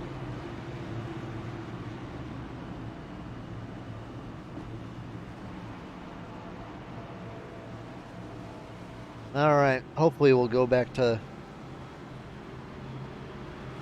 pace lights off this time, but I don't think we're gonna though. I think this is our longest race of the season. We're just letting them stew. We're about to hit the 21st if you're on the East Coast.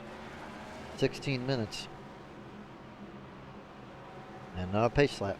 I mean, we might hit the next day on the East Coast if it goes all the way with all the 3 green-white checkers. Now, this is not going to be a natural green-white checkered, so this should count for one of them. correct? It has not said green, white, checkered yet, so we will see. Yeah, that's kind of odd. It'll probably show up when we get to the 1 to green.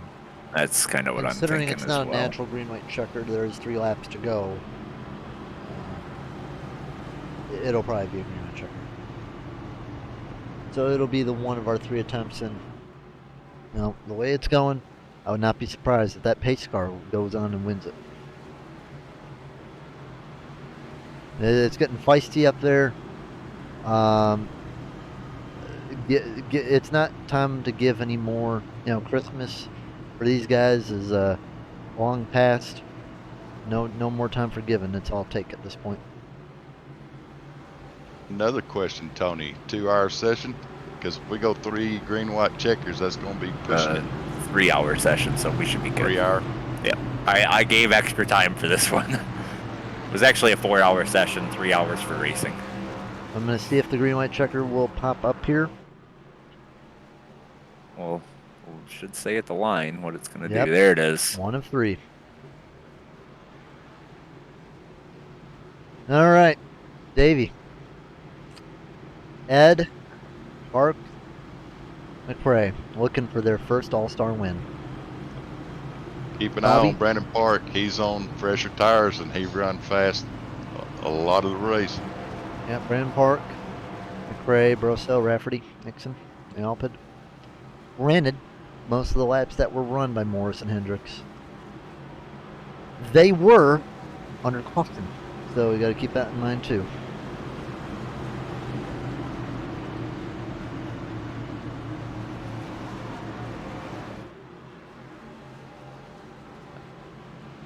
Time to see if Davey can get the old Grimace in the victory lane. It's 2 laps to go in Japan. Can Davey do it? Pace car getting ready to go off for hopefully the final time. 2 laps to go.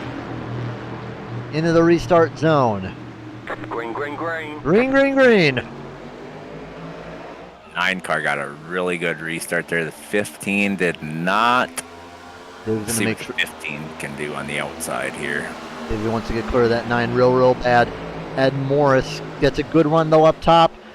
On the back straightaway. Davey was inching away, Not but I gonna think clear. he had to lift a little bit. 9 got a huge run off Davey the... has to block. He will not. Oh, 3 wide. you wait. And they're banging. He They're bangs door up banging. there. Bobby Rafferty on the bottom. Drives through. He's up to 3rd. Park leads the flag. And Davey's not going to be happy about that one. I wouldn't be surprised if the bump comes to Park. White flag this time. No more cautions. Davey's going to bump him. He's got to do it next time around, but also doesn't want to give Bobby a shot. Bobby's right behind him, too. Davey's falling back. 2 cars in the wall. He's going for 2nd. Davey did not get a good run off of that corner. Big wreck in the back. Big wreck in turn 3. Big wrecking, but it's going to be Brandon Park winning the All-Star race. Bobby 2nd, Davey 3rd, Nathan Nixon 4th, Ed Morris Jr. 5th. The transfers will be Park, Hendricks, Nixon. And let's take a look at what happened on that final lap. There was a lot of chaos.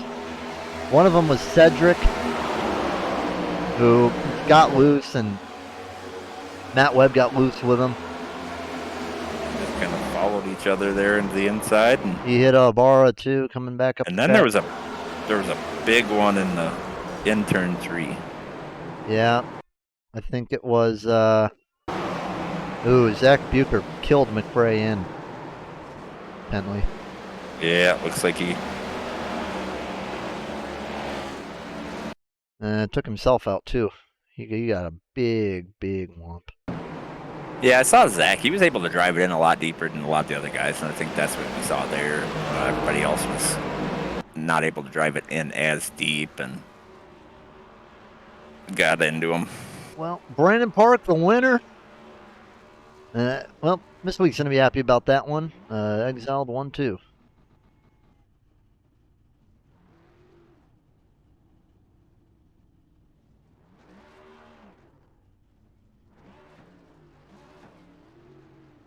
All right, time to get some interviews. Davey's probably not going to be too happy, but I don't know what he'll have to say. I mean, those tires were older, but we'll see. Davey, the caution's got you, I think. I think getting doored got me, honestly, but the caution didn't help. Yeah, I mean, I saw you get put 3 wide. I thought you were going to probably block him, but, going 3 wide, he gets in the door and then just wasn't able to get back to him. I mean, were you gonna send him, you think, if you had a chance to get back to him? No, I don't race like that. Like, I mean, I don't know. It's whatever. It's a race that doesn't count. It doesn't matter. But I mean, I got a top 3 out of it. I can't be super mad at the finish. Wish Morris would have gotten his top 3 finish. I think he earned it after working his way up from the open. But it is what it is. Yeah, I mean, hey, you're probably gonna go to Cup anyway next season, but yeah, it doesn't matter for Xfinity drivers. We're already going there. Yeah, pretty much everyone is Xfinity driver except for Nixon. But Ed Morris, he's gonna be coming up there too in the Cup, isn't he? Yeah, that's the plan. Yeah, I mean, he had a good day though. Finishing first in the Open and moving his way up to 5th. I mean, he can't be too shabby about that. Nah, we bought this track like 20 minutes after the server opened, so I'm thrilled with anything, honestly. So, Davey, I got a question for you. What's up? So last season, that inversion landing on 0 really hurt you for your finish in the All-Star race. This season, that landing on 0 helped you. What are your thoughts on that? I still don't like the inversion. I don't think it. I hate sending fast cars to the back because you see people like Brugg and Reagan and William and all these people get ruined. I would rather have seen them stay up front, even if it's not like. I mean, obviously they were quicker than me, and I would not have gotten a top 3 finish. But I still don't like sending people to the back. It sucks to work, especially with 20 laps to go. Thankfully, it didn't happen in this race. But honestly, if it would happen to me, I probably would have just stopped racing because there's no point to race without much that little time left. Yeah, and as difficult as it was to pass out there. All right, well, Davey, good job. We know you'll be in Cup next season, so we'll be looking forward to seeing you in Cup. But what do you got for shoutouts? Teammates, appreciate all them being here. All the sponsors that put this on, all the admins, everyone that showed up, everyone watching, and you guys in the booth. All right, well, have a good night there, man, and good job on the 3rd. Yep, thank you. Yep. All right, time for the Bobster. Bobby. What's up, guys? Well, how's it going?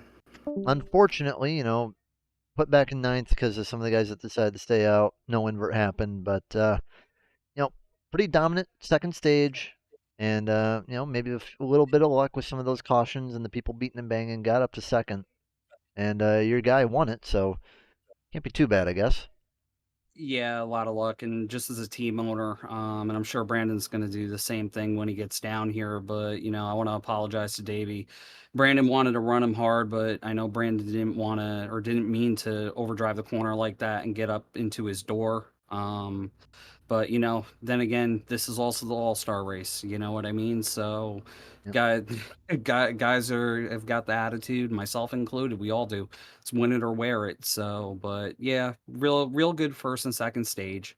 That invert definitely bit us in the butt. But 2 years ago when I won it, it was the reason that I won it. So that's what makes this race interesting. Is what makes this race cool because you could be the fastest car on the track and still not win the race because there's that unknown, there's that variable there. But all in all, really good night. Exile was up front for a good portion of the night with Ancient World Gaming and cutscenes, so shows you how tired I am. But about to hit midnight. Yeah, about to hit midnight, and I got a long day tomorrow. But no, like I said, great night overall. Real happy with the result. All right, you got anything from Tony? Nope, man. You know the deal. You got the shutouts. Yeah, first and foremost, I got to give a shout out to my Ancient World Gaming teammate, Joey Stone. He last night, Joey came over from NASCAR Heat, and he was a Heat driver of ours, and made the transition over to iRacing. And last night, he won his first iRacing championship in the Core Series. So that was really, really cool to see. If you guys want, you guys can check out Sloppy Joe on Kick. Throw him some support as well. Also, huge congratulations to my teammate Brandon on the win. Want to thank Davey for some incredible racing tonight. I always love racing Davey. He's an absolute blast. He'll run you hard, run you clean. I always look forward to it and hope to see him in the Cup Series next season. As for, shout outs to sponsors, obviously, got to thank my whole team, Exiled Esports, as well as Cutscene Sleep, Ancient World Gaming, Elite Performance Industries, Simrap Market, Design the Void, Sword FGR Excel, Simrap Market, everybody that helps us put this deal together. We couldn't be more thankful. And I'll tell you guys what, keep your eyes peeled. You guys have only seen the start of Ancient World Gaming. We've got a lot of stuff coming throughout this team, from the sim racing side to Call of Duty, Fortnite, 2K. That side of it is growing tremendously. All right, well, good job tonight, and we will see you for the next Cup race. Think that's the start of the playoffs now, so we'll see what you can do there. At Michigan, we'll see how it goes. So, thank you guys very much. I appreciate you guys putting it on.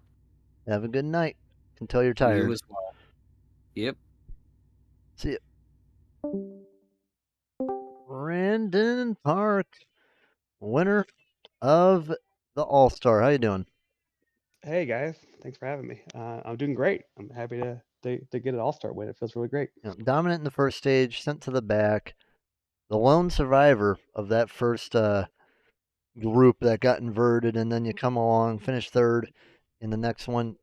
You're back in 10th. It's hard to get back up there, but you managed to do it. How about that final stage? Yeah, that it was kind of crazy to be back in the back there for a while. There's a lot of wrecks back there, trying to dodge a lot of the chaos.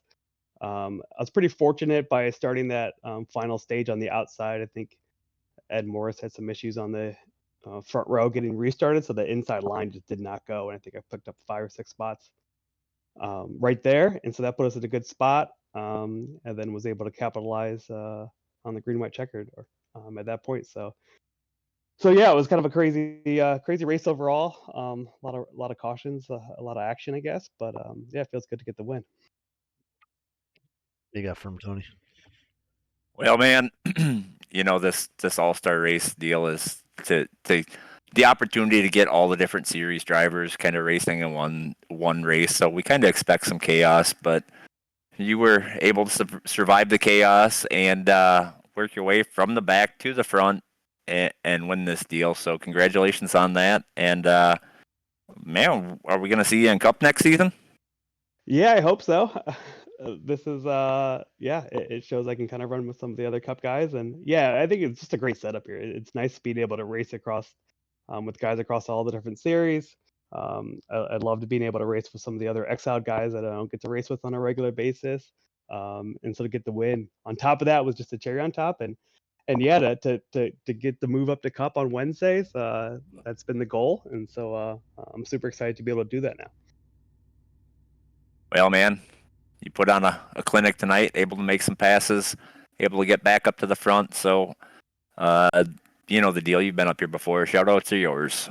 Yeah, thanks, guys. I think Bobby probably hit all the the sponsors here, but just wanted to thank Cutscene Sleep, Age World Gaming, and all the Exiled sponsors, and Bobby and the rest of the Exiled guys. It was fun being racing with them all night. So yeah, but it's a late night. I'm sure you guys are ready for bed. I'm ready for bed. So I appreciate it all, and yeah, thanks for having me.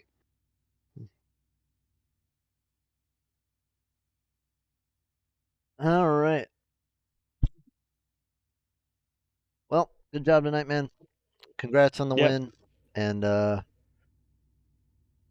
we'll see you in Cup, I think. Yep, sounds good. Thanks a lot, guys. Have a good night. All right, see you. All right. That was a long one. That was a long one. All right, here's the final order. Park, Rafferty, Hendricks, Nixon, Morris, Richmond, Weston, Webb, Bukowski, Medlin, Penley, McRae, Burroso, Ibarra, Bucher, Kewins, May, Wilson, Hardin, Reagan, Brug, Kolb, Miller, Jordan, Rogers, Vosevert, Forns, Pointer, Pettit, Harmon, Flanagan, Frey, Curry of the 33 drivers. Congrats to Brandon Park for the win. Thank you for joining us, Chad and Tony. Appreciate it. Absolutely. And, we got one more race until the holiday season. Got a little bit of a break then. Then we got 3 races to go then for ARCA and Truck, and the playoffs starting when we get back immediately with Cup and Xfinity. So it should be a fun old And time. one more note to make before we go. If I'm not mistaken, Tony, correct me if I'm wrong, but Nixon is in the lower series and he will be moving straight to Cup, correct? He will have that opportunity should he choose to take it. The fast track to Cup. All right. Well, congrats to Park, Hendricks, and Nixon winning the transfer if they choose to take it.